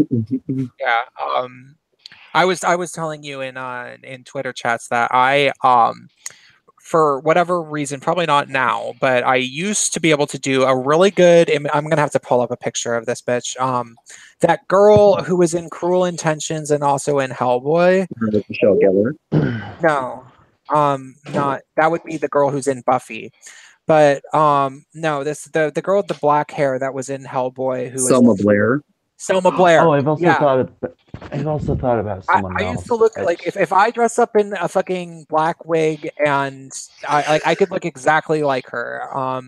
And it was I mean I did it once accidentally and everybody kind of told me that I looked like her. let me just show. I guess I can't show you guys my pictures I've because I actually don't want thought to. about one person, but you guys wouldn't know her. But I know her. But I've thought about doing her because I love Susanna. You know what? I'm gonna fucking go out on a limb here and show an actual picture of my face in drag because it's like I look so drastically honey. different. Oh, honey, your father would be so proud of you. Oh. But I have to search through it, so it'll take a second. But because I want you guys to see how much I actually looked like her because I didn't act. People were like, "You look like Selma Blair," and I'm like, "Who?" And they're like, "Selma Blair," and and so I had to end up like looking through photos, and so okay, I will bring it up. Keep talking while I do that. Okay. Talk amongst yourselves. Farrell, I think you're probably the only one here who understands that reference. Which part? Talk amongst yourselves. Oh boy. Yeah, to be fair, I only know about that because of my parents, but still. I love how in the chat we're all just talking about random things from. I could the Gaytriarchy has kind of drag swerved. and be convincingly. Oh my god! No, I don't want to see We Angela strongly Merkel drag. believe in the Gaytriarchy. We strongly believe in diversity of topic. And to be fair, like this is anyone who's ever been on a stream with me knows that this is my superpower. I will derail any theme, any topic. Like I am the master of just completely diverting us into a complete non sequitur. That's my mutation. Same here. Me too. Mm-hmm. So yeah, we've just amplified the effect. Before you know it, the effect will spread into other YouTube videos. Like Andy Worski is going to show up like on some random stream somewhere, and then that person is going to end up on CNN. Like it's just chaos everywhere. Well, Okay. Did you guys know that dolphins rape each other? Oh god, Yeah. let's not get on that subject. The thing I like about this live stream is we're trying to talk about the one thing, and then we just get completely off subject into something else. Okay, I found a picture. And I'm gonna screen share. Who do you want to see first, me or Selma Blair? Both. Make us guess which one. Well, okay, it's not like it's that convincing.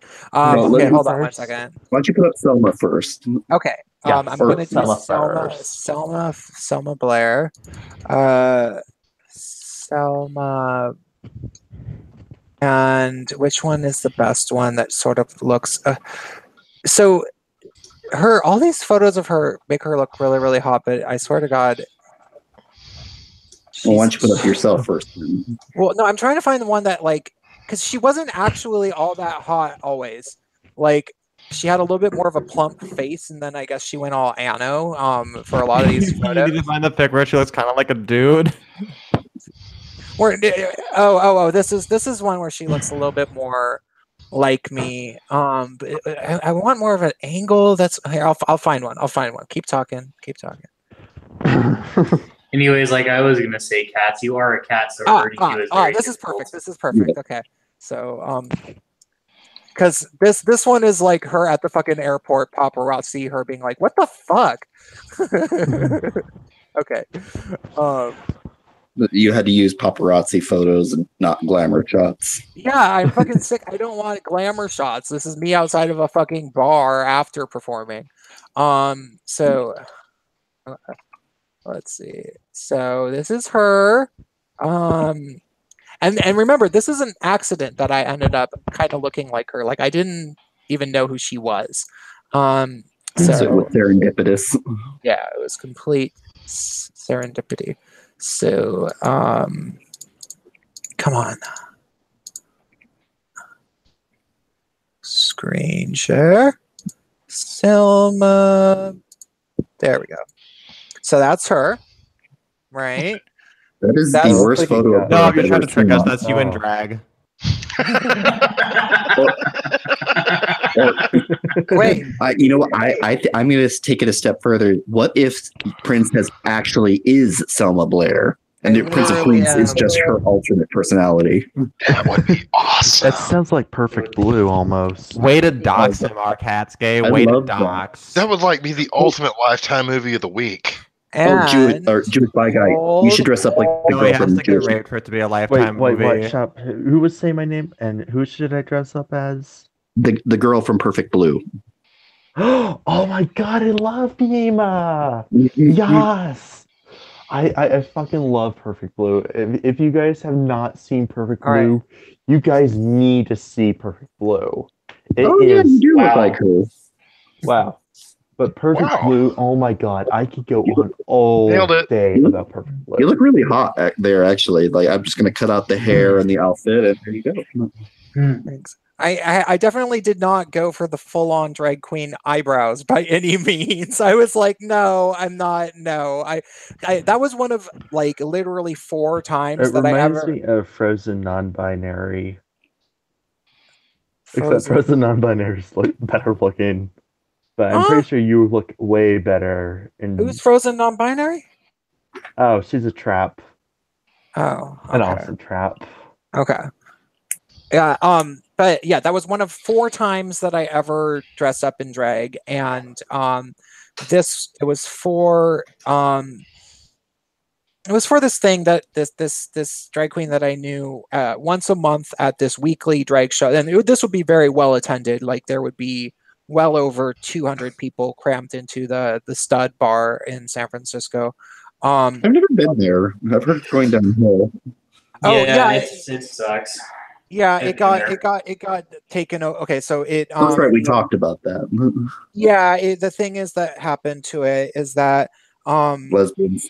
Well, that's not the long story. Is that I think that the owners sold to new owners, and then the new owners jacked up the price by like over 100%. So it was like more than double per rent. And so the old manager decided, fuck it, I'm not going to do this anymore. He was a cool guy. I knew him, but he was like, look, I've been managing this bar for a really long time and I'm fucking sick of it. Or maybe he was the owner, but he wasn't the property owner, you know? And so he decided he was out. He decided, I'm out. And then there was this organization of people that were like, it was Coalition to Save Our Stud. And it turned out that the people who were doing it were largely composed of intersectionals, and they take it over and run it into the ground, and it goes out of business very, very quickly. Oh, that's unfortunate. My explanation was much faster. What was yours? I use lesbians as shorthand for basically everything that goes wrong with gay culture. I have a question. Yeah, but I don't even think that they were. I don't even think that they were lesbians. I think that they were largely fucking straight girls. You know. I have a question about lesbians, though. Can someone explain to me the U-Haul thing, the lesbian U-Haul and softball? They commit way too quickly, Yeah. And then they break up just as quickly. Mm-hmm. Because when you have 2 women in the same relationship, you get a major hormonal imbalance and crazy drama and insecurity. They don't break up that quickly. They say that they're going to break up, but they don't.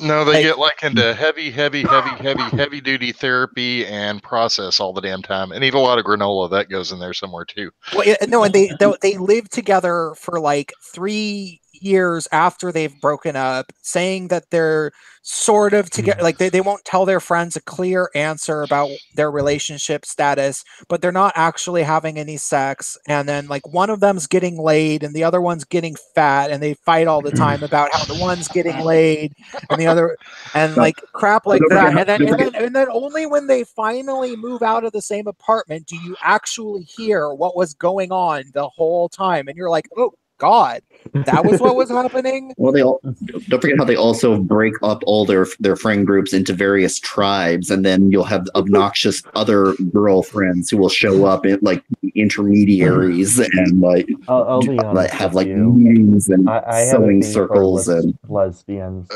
Okay, I thought I came from a fucked One up at a time. culture. One at a time. Sorry. I was just gonna say that I think that as men are more feminized over time, like we're probably gonna see more trends that like you see, like the lesbian relationships are kind of the canary in the coal mine, and that's kind of what we have to look forward to for like heterosexual relationships. yeah. That's why we have Gigtow to save us from the horrible estrogenism of this. Yeah. I refuse to go down that tuna encrusted hole. Yeah, the future I'm not is more like Warhammer 40K, I'm thinking. In drag. Hey guys, like, so I'm actually still at work, and unfortunately, like, I do have to go now. Okay. Okay. I will hope. Okay. I know I've been gone forever, and See you now I'm later, my leaving favorite again. feline. I will try to come back next week. For everyone in the chat whose comments I haven't read, thank you for being here. You guys, I'm glad this is still going, and I'll see you next week, I hope. See you Yeah, later, see my you later. sexy Thanks for feline. coming back. Of course. Bye. Love you all. Bye. Bye. So, one of the stereotypes about lesbians and lesbian relationships that a lot of people don't entirely know, but it makes perfect sense if you even think about this, is that lesbians have a very high predisposition towards having a core group of friends that are composed of all of their ex-girlfriends. And it's very incestuous where there's like a lot of overlap about who actually dated. So there's like this group of 8 girls, and like 4 of them have dated literally all of the other girls that are in that group of 8 girls. And I don't know if that's because of if okay, I'm sure if you actually talked to a lesbian that's, in her 40s, she would have about 20 reasons for why it gets to be that way. I think a large percentage of it is just that there's just not that many lesbians. Like, it's not like gay guys where there's just tons of gay guys. Like, there's gay guys, coming in and out of every city, and then we die all the time. We have like that. Like, gay guys don't live for lesbians live for a long fucking time, largely. Like, there's old lesbians, like that happens. There's not lots of gay guys. Like, it's really rare when you meet a gay guy over 60, like extraordinarily rare. That's not entirely true with lesbians. But there's still very few of them, and so they all have to like date each other and like be each other's friends, I guess. So yeah, the U-Haul thing just kind of comes from that mentality of like extreme monogamy. It's the joke is, what does a lesbian bring on a second date? A U-Haul. But there's a match for that. I came up with this joke. What does a gay guy bring on a second date? His husband. Ooh. I've had that happen on a first That's date. good. So, I think that's a good joke. Well then. No fapping on stream. Got to keep this at least PG-13. It's a nice I Oh, joke. hope you please, find after it earlier with to you that? guys. Cookie. I have a soft Wait, I have a soft spot for the lipstick lesbians, though. I'll be honest. they're fun, right? They can be really fun. Oh God, some of them are adorable too. I'm like, oh, she's a lesbian. Well, it's probably just a phase. Sorry, never Derek. know. Derek, you were talked over. I didn't hear what you said. Oh, I just commented that it was a joke, like a nice little, like how a tea cookie is nice. Oh, okay. Yes, you've probably heard me say it like 4 or 5 times by now, at least. I don't remember that joke. Oh, That's a new one, I think. Well, I made it up. I literally made it up like within a year of gay marriage being like officially legal, and like every, gay couple in San Francisco was like officially married, and then San Francisco gay guys single-handedly destroyed the sanctity of marriage within that year. I came up with that joke. That was my response.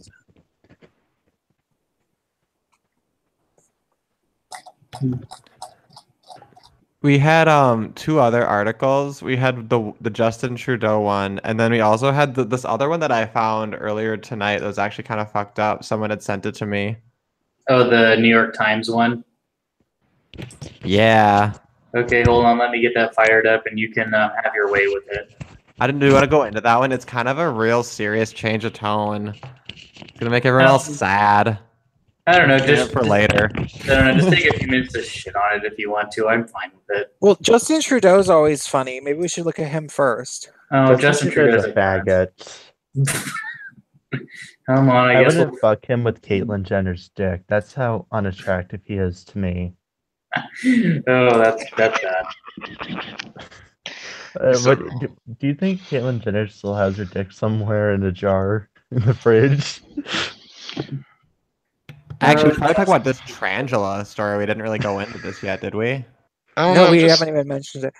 We've kind of set up to this one pretty well. Probably a good, So- Oh god, that's just painfully cringy to look at. Justin Trudeau raises LGBT flag on Canada's Parliament Hill to celebrate Pride. What the fuck else is new? This is news. What?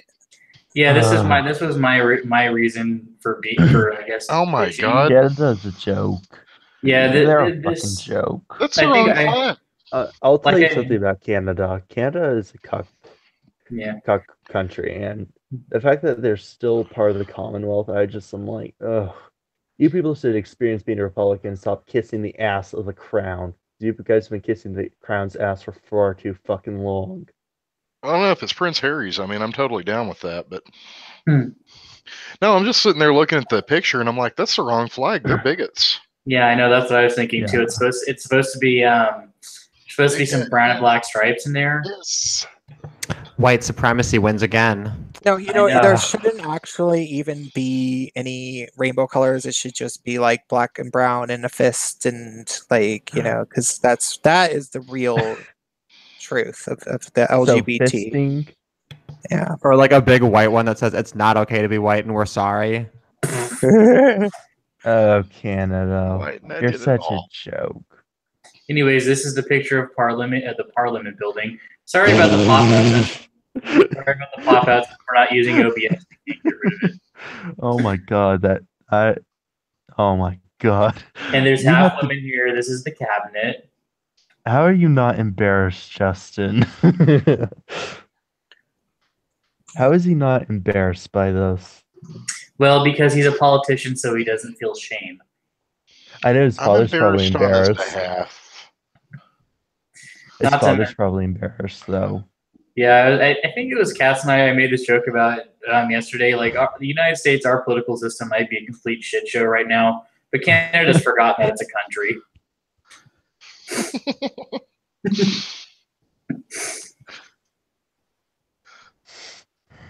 Canada, we elected a snowboarder with a good face to run the whole country. Oh boy.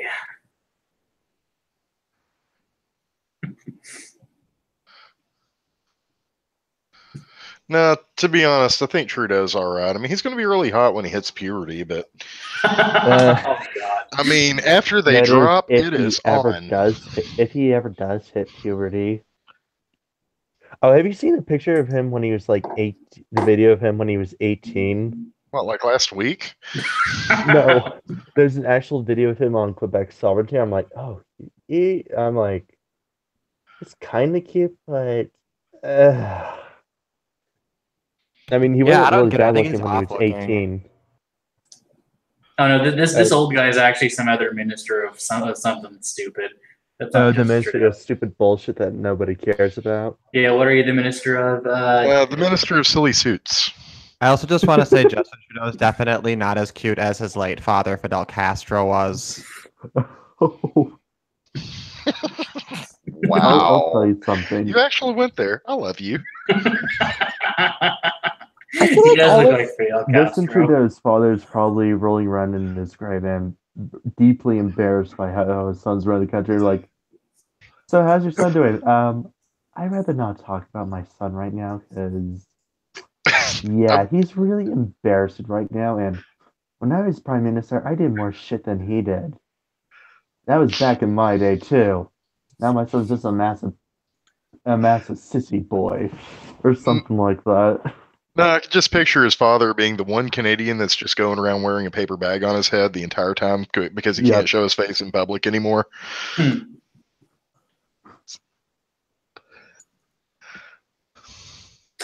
For Canada. So, do we have never mind. anything? do we have anything to say about this? Like, actually, or should I think that we should move on because well, the only thing I have to say about Melissa, this that is, suit is too small for him. It's like a bear trying to wear a marshmallow. well, the only thing I have to say about this is this bullshit. Even while the Saudi, the Human Rights Commission or whatever, while their heads still throwing off gay people off of roofs, this bullshit is gay news. So that just lets you know where your movement is right now. If you ever needed a other reason to not like them. Anyways, we got a bearded drag queen. You want to talk about that? Yes. Okay, here we are. Bearded drag queen Frangela Lansbury paints herself into a comic universe. Oh, this is from my area. Damn it! Why San Francisco? Why? San Francisco's massive place, massive faggot. Oh, well, Well, they are Yeah. massive. They are massive faggots, but not in a fun way. San Francisco sucks. It's overpriced and it's overrated. You know what it And has not in to common with mention the Chernobyl? homeless people. The homeless people are. Ugh. Even Michael, I feel bad for Michael Savage. So sometimes I listen to him. That's when I'm really bored. I'm like, the way he paints San Francisco, it sounds really depressing. I'm like, I used to want to go there, but now I'm like, fuck no, I'm not going to that place. San Francisco sounds like a shithole. Yeah, it depends on where you go, but a lot of it is. The gay area is basically just a fucking museum at this point, or it's just an unrepentant shithole. There's no in between. who's Michael Savage? He's a talk show host. Yeah, he's been banned from the UK. He's conservative. Oh, that guy. Yeah. There was this one thing that he said. Oh, it was because he defended McCarthy, and everyone has never let that die. But yeah, so I selected this article, and it's definitely not because I actually knew this person in real life. No, it could not ever have been that I had met this person a few times in real life. I felt like this was worth looking at. Do they actually show photos of this? Because this is not something where I'm just like, oh my god, I want to rant about this. I felt like it would just be worth looking at because it's strange, like and unusual, and I wanted to hear what you guys would think. Reminds me of Well- Conchita Wurst, obviously. Well, this picture right here looks like the Little Mermaid girl with a skull on her head and a beard. I'm just looking at it and thinking, I miss my grandma.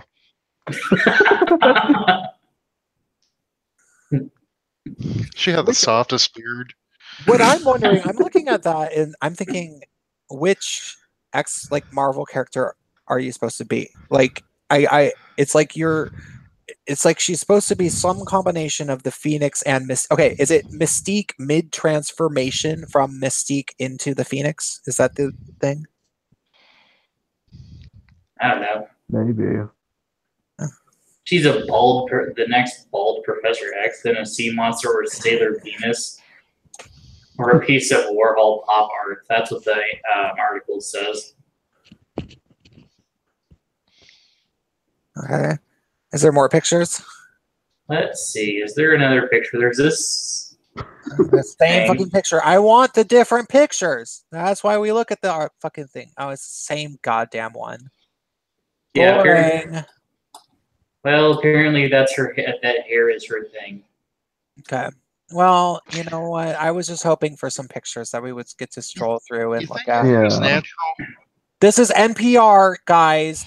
The Democratic Party's, money at work. Because remember, NPR and PBS are completely bought out by the Democratic Party now. After Obama legalized the usage of propaganda on the American people in 2012 by overturning the Smith-Mundt Act, they just started funneling money into the quote-unquote public broadcasting things that used to be like somewhat unbiased, and then they were just totally obviously propaganda. And you could tell, like, when it got to the point when PBS was trying to talk about how like, I don't remember the exact thesis statement, but basically the guy was going on and on about how the word egalitarian is actually a trick designed by MRAs to fight against the true force of equality, which is feminism. Oh, I remember that video. That was a fun video. That Yeah, word it's said like- would make the brain hurt. Yeah, it's like Sargon did a response video to it, and it's like, Oh, okay, I saw that. yeah, it's like this obviously, like this the public did not just pay for this. Like this is not something that people would use the public's money for to make. Like this is some fucking bias ass political thing, and this had to have been paid for by the party that is associated with feminism. Like there's no possible way.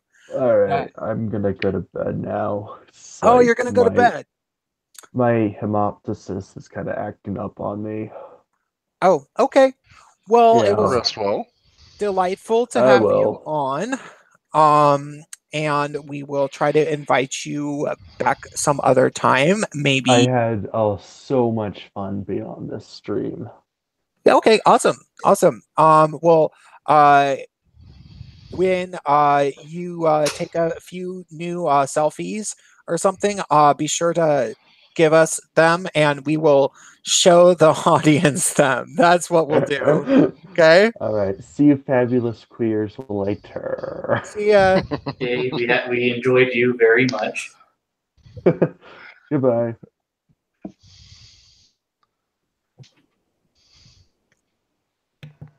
Okay, so do you want to move on to doing? Melania? Yeah, let's move on. Really? Let's move on to Melania because this is the last. This is the last one that I have. Oh, okay. Well, we didn't get to talk with him about it, but that's fine. Yeah. Oh. Well, I went with Femme Positive because they're not very. They're not long on. They're not big on words because I know feminists don't have a huge vocabulary. So it's basically pictures. Yeah, of they have you, to. They generally have. see. Wait, sorry. What? It's basically a few pictures of them just going, see, she hates the immigrants. Yeah, usually feminists invent new words to describe what they're talking about because they don't, the English language is generally not on their side already, so they have to like come up with a new word to describe a concept that, you know, is rather paradoxical. So yeah. Yeah, it was all like small vocabulary, bitch. Have you ever seen them try to meme? Yeah, they usually, some of them will put an essay. It's like, this isn't how you meme. I'm like, is there gonna be a test on this?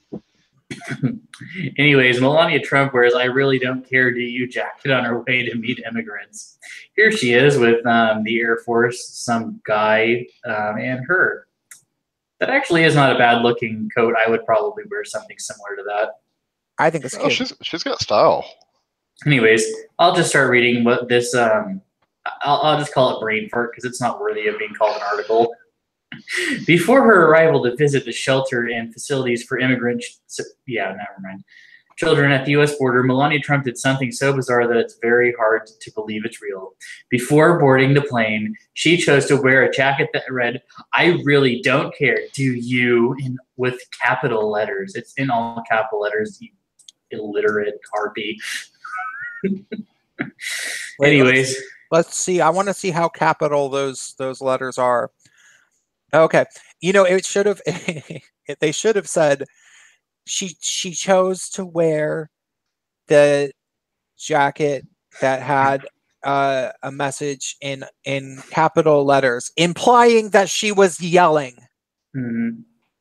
So, well, you know, words are violence. Yeah. Especially when you yell them in caps. Oh, so then that means that, oh god, that means my channel is basically a full-on assault against them. Damn. Just remember, caps lock. If you arrange those letters. Anyways, however, the First Lady spokesman, not spokesman, never mind, tried to defend her by saying it's only a jacket without any message. Yeah. Well, that's pretty. That I mean, okay. In fairness, it's if the Democrats are just gonna lie. Okay, this is completely equivocation. And, if I were an actual Republican and everything, I would be like, okay, that's a really, really dumb thing to say.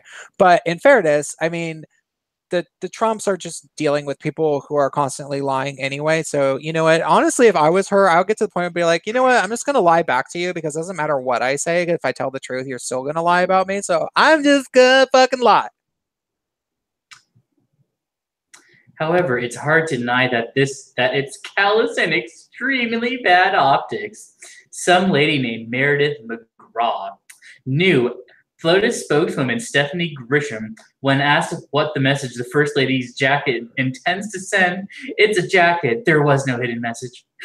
After today's important visit to Texas, I hope this isn't what the media is going to choose to focus on. And this is where the hypocrisy off begins. It's what she's focusing on. Well, that's what I said. This is a hypocrisy. This whole political thing is just everyone trying to see who's a bigger fucking hypocrite over every stupid inane thing that happens.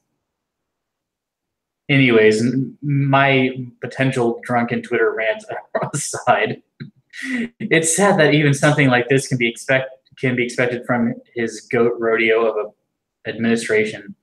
Anyways, here's the Daily Mail talking about it. I don't care about them. It's the Daily Mail. Here's a better picture of the thing. Maybe we should give Melania the benefit of the doubt. Maybe she didn't see what was written on the back of the jacket. Maybe. Anyways, that was this abortion of a blog post, because that's not an article. Anyways, I honestly just don't care what Melania Trump does. She's the First Lady. She's there. Well, I think it's funny and quite. I think that's a good type of provocative.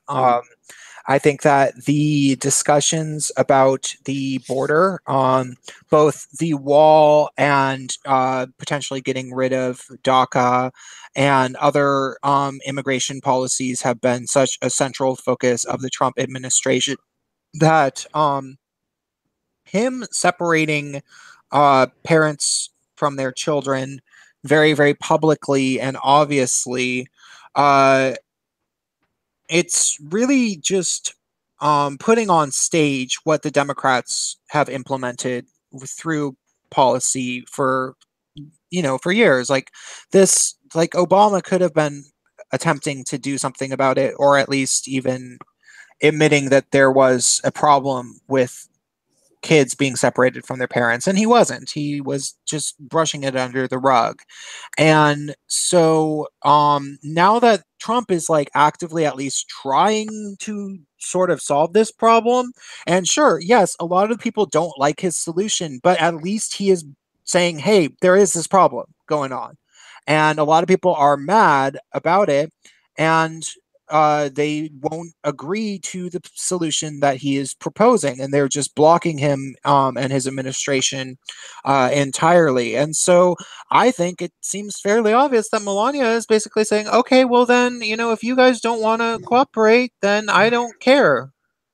I don't have to care, because the responsibility ultimately is very, very much partially on your shoulders, and we're at least trying. So how about I just not care? How about I just rub it in your face how little I care? How about that? What about that? Sounds like something I'd say. Yeah, I think she did the perfect thing. Melania is the greatest. Like, it's very Marie Antoinette, isn't it? Ooh, that's a bad example. Yeah, that is a bad example. I mean, remember what happened there, Yeah, Off well, with her head. that's true. and we got Melissa Kari point out, like, also these people are criminals. Like, we don't let citizens take their kids into jail either. And like, that's the one thing that gets me about this whole issue, is just like the whole responsibility on the part of the parents just completely out of the equation. It's just nope, automatically in the hands of whatever the government does. It's just, well, it's like I said. I mean, it pisses me off if they're dragging their kids into it. Mm-hmm. yeah. We also don't know too, like, what percentage of them, are actually with their parents too. Just like Hannah Wong played out on Twitter too. There was like an article Yeah, I about was it. reading about that. I'm not sure what the stats are. I hadn't seen anything else on it, but I'd say it's entirely possible. I mean, keep in mind, I had to help get my goddaughters out of cartel country. They're dual citizens, so it's okay. Oh, not to mention that a lot of these kids are probably with their moms, and we know women are, according to feminism, too stupid to understand a legal procedure. So, unless it's divorce, of course, because everyone knows women are inferior. Feminism 2018 or whatever current year we're in. Tell me about it. God, that just. I don't know. This is all just becoming very quickly degenerating into being a parody of itself. I don't know how the Onion keeps up, and Godspeed to them for being able to keep up with all this shit.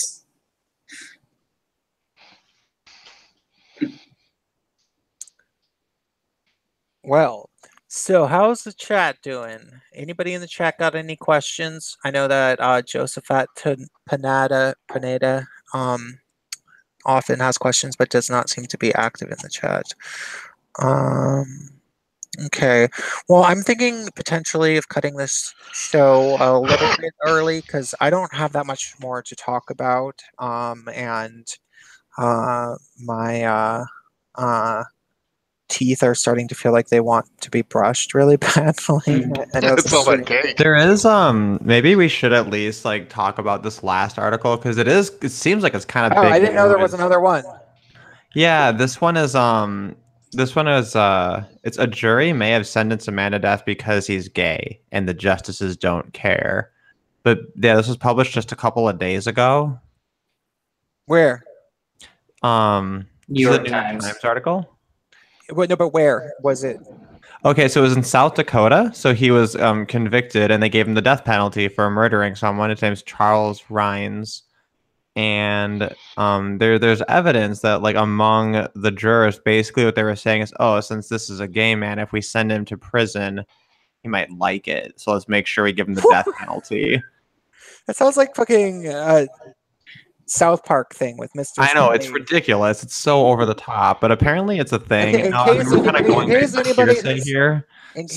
in case anybody who's watching this has not actually watched South Park, there's a character named Mr. Slave who is he's beyond Big Gay Al. Big Gay Al is just like kind of, like sort of like a Rip Taylor, kind of a John Waters kind of a gay.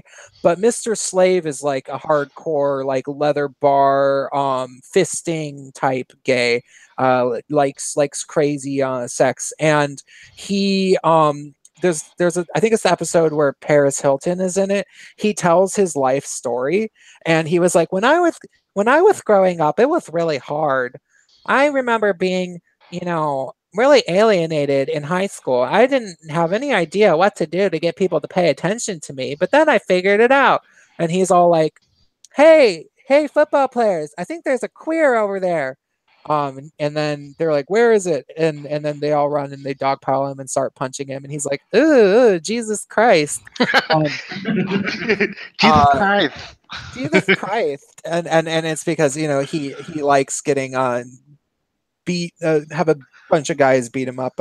So yeah, it sounds almost exactly like that, to the point where it's very, very likely entirely fraudulent, fake news, like something that was just made up.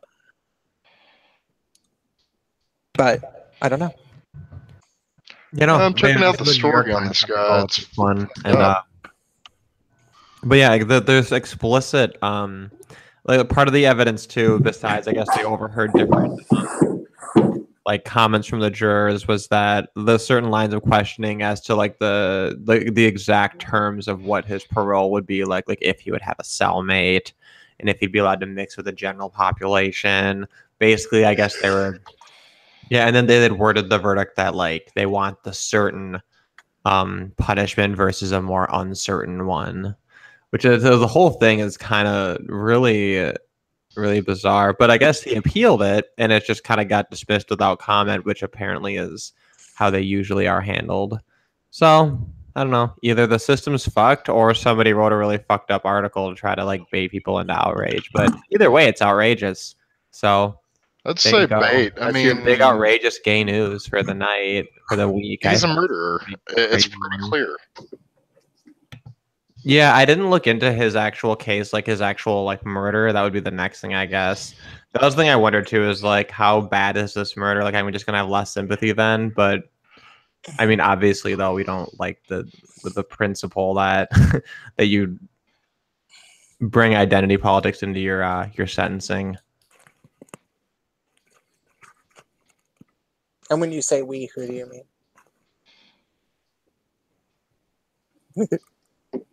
Well, the He's identities. No, where was the we? Seriously though, I want to see if I'm part of that we. Yeah, I don't know. rational people that Oh, okay. No, I'm do definitely have nothing yeah, to do with that. like Yeah, somebody good thing we who's- didn't go right into this article, right? Right off of the softcore porn earlier. That would have been.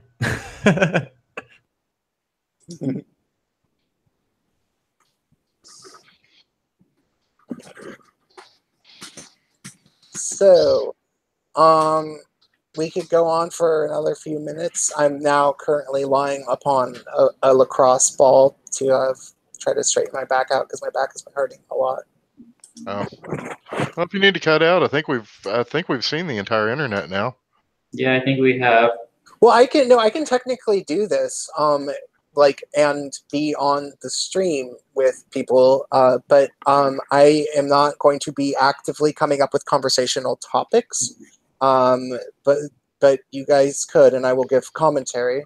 So, because we were about 45 minutes, or not quite 45, 35 minutes or so short of what we normally do, and there's a few people watching, so Well, the only thing I have to say about anything gay related is that Pride's kind of fucked up my weekend plans because I was planning on going to San Francisco this Sunday, and apparently it's Pride, so that ain't happening. Oh God. Well, I wonder if the Pride Parade has happened here in Little Rock yet. Well, it might have. It's not because I'm trying to avoid Pride. It's because the BART or subway system is going to be overloaded, and I don't want to deal with it on a weekend. Well, it's not necessarily that. It's when we have the Pride Parade here. This is so ridiculously hilarious, but it surrounds my house. Oh, that's weird. Yeah, the parade route literally goes, ends up going all the way around like the 4-block radius that I live in. It's ridiculous. Yeah, it's weird. I'm glad I don't live where there's a Pride Parade. That's weird. Ours is going to be in October this year. Because, of course. Also, there was someone in my comment section saying that wherever it is he lives, they've actually moved their Pride Parade from June to September so all the college kids would be around for it.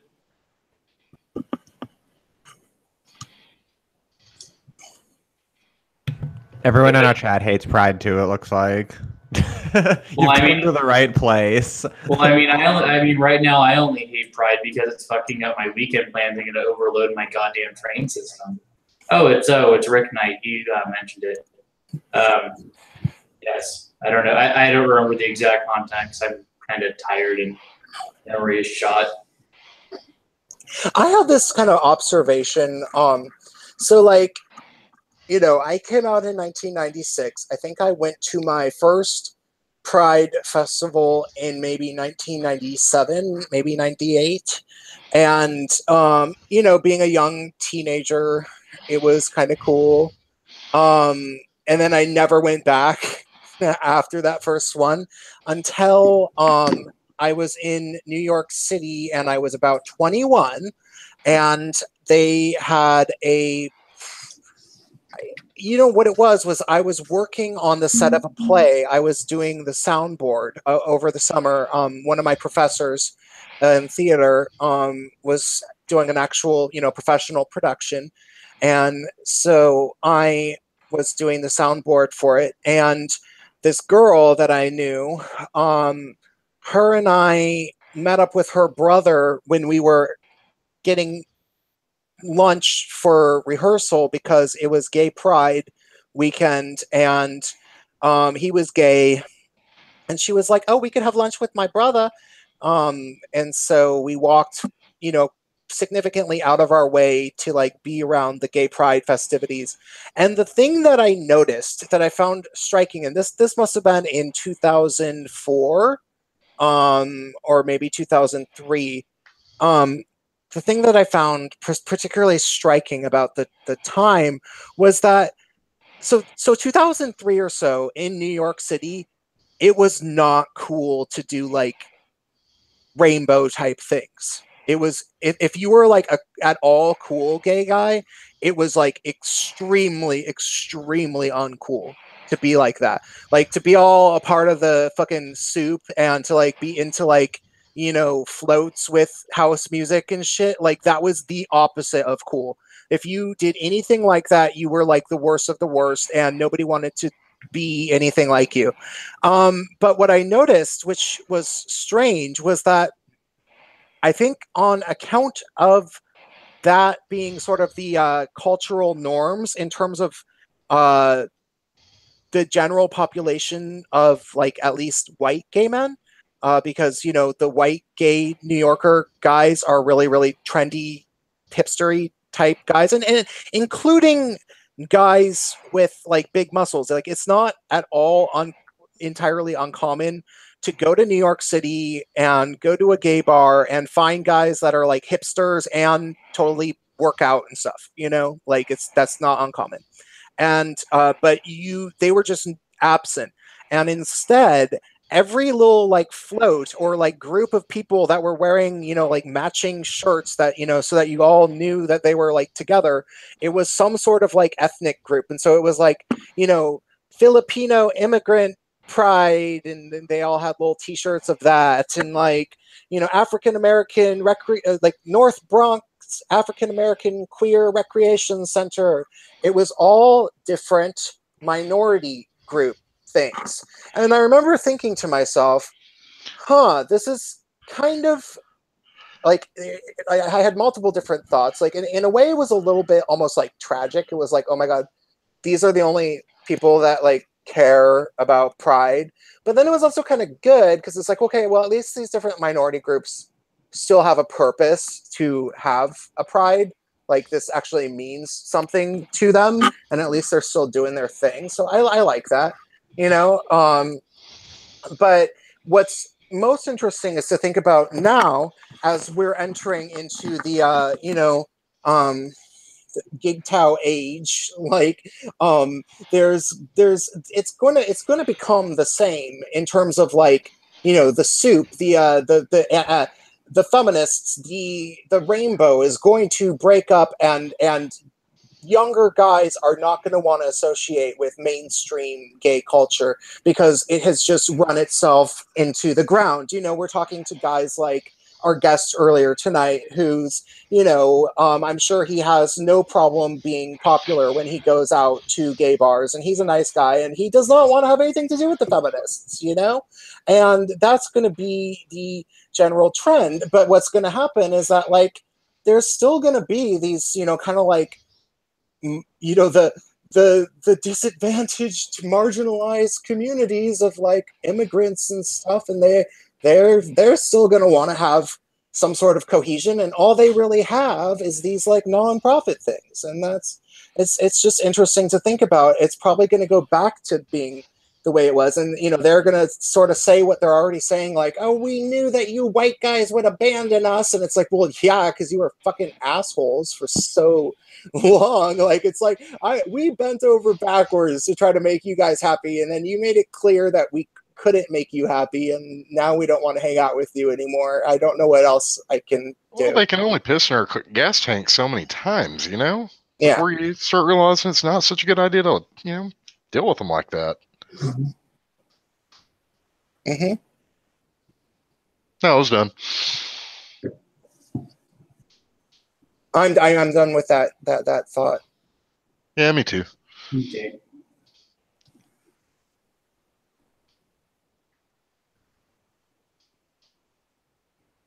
I'm getting better at doing this thing with my lacrosse ball on my back. I have to do it just right, because if I come at it from the wrong angle, then I think it makes the problem worse. But if I roll straight on the back, I don't need to be saying this out loud.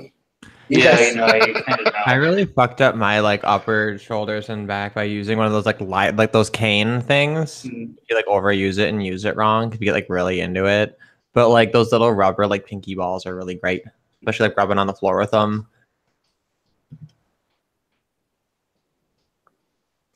Yeah, if anybody has sleeping problems, I That'd be me. would say first thing to look into, especially if you sit at a desk a lot and like, you know, sit around at a computer or play a lot of video games, first thing to look into is see if you have back problems, because that has been the case for me.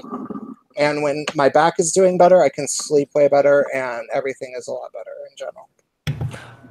Ooh, one thing I recommend, just so that you don't have to ever like stop sitting as often, you can get this invention called the NADA chair. That's NADA chair.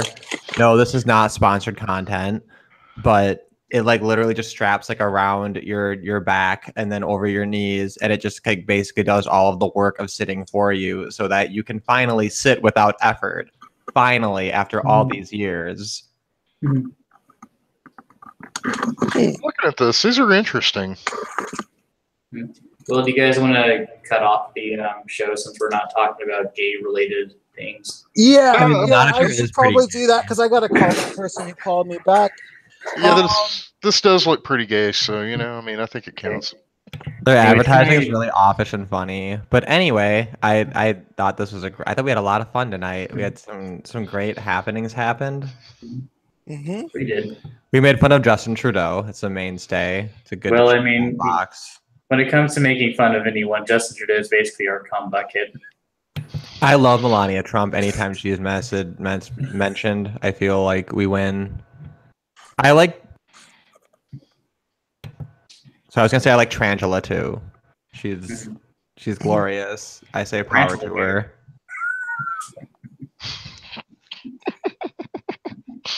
Anyways, good night, everybody, and enjoy your evening or whatever time zone you're in. Yeah. Good night, everybody. We've been the Gaytriarchy. Come back next week on 8 p.m. Pacific Standard Time. And hopefully we will have a new guest. They might be in the chat. We'll talk to you guys later. There you go.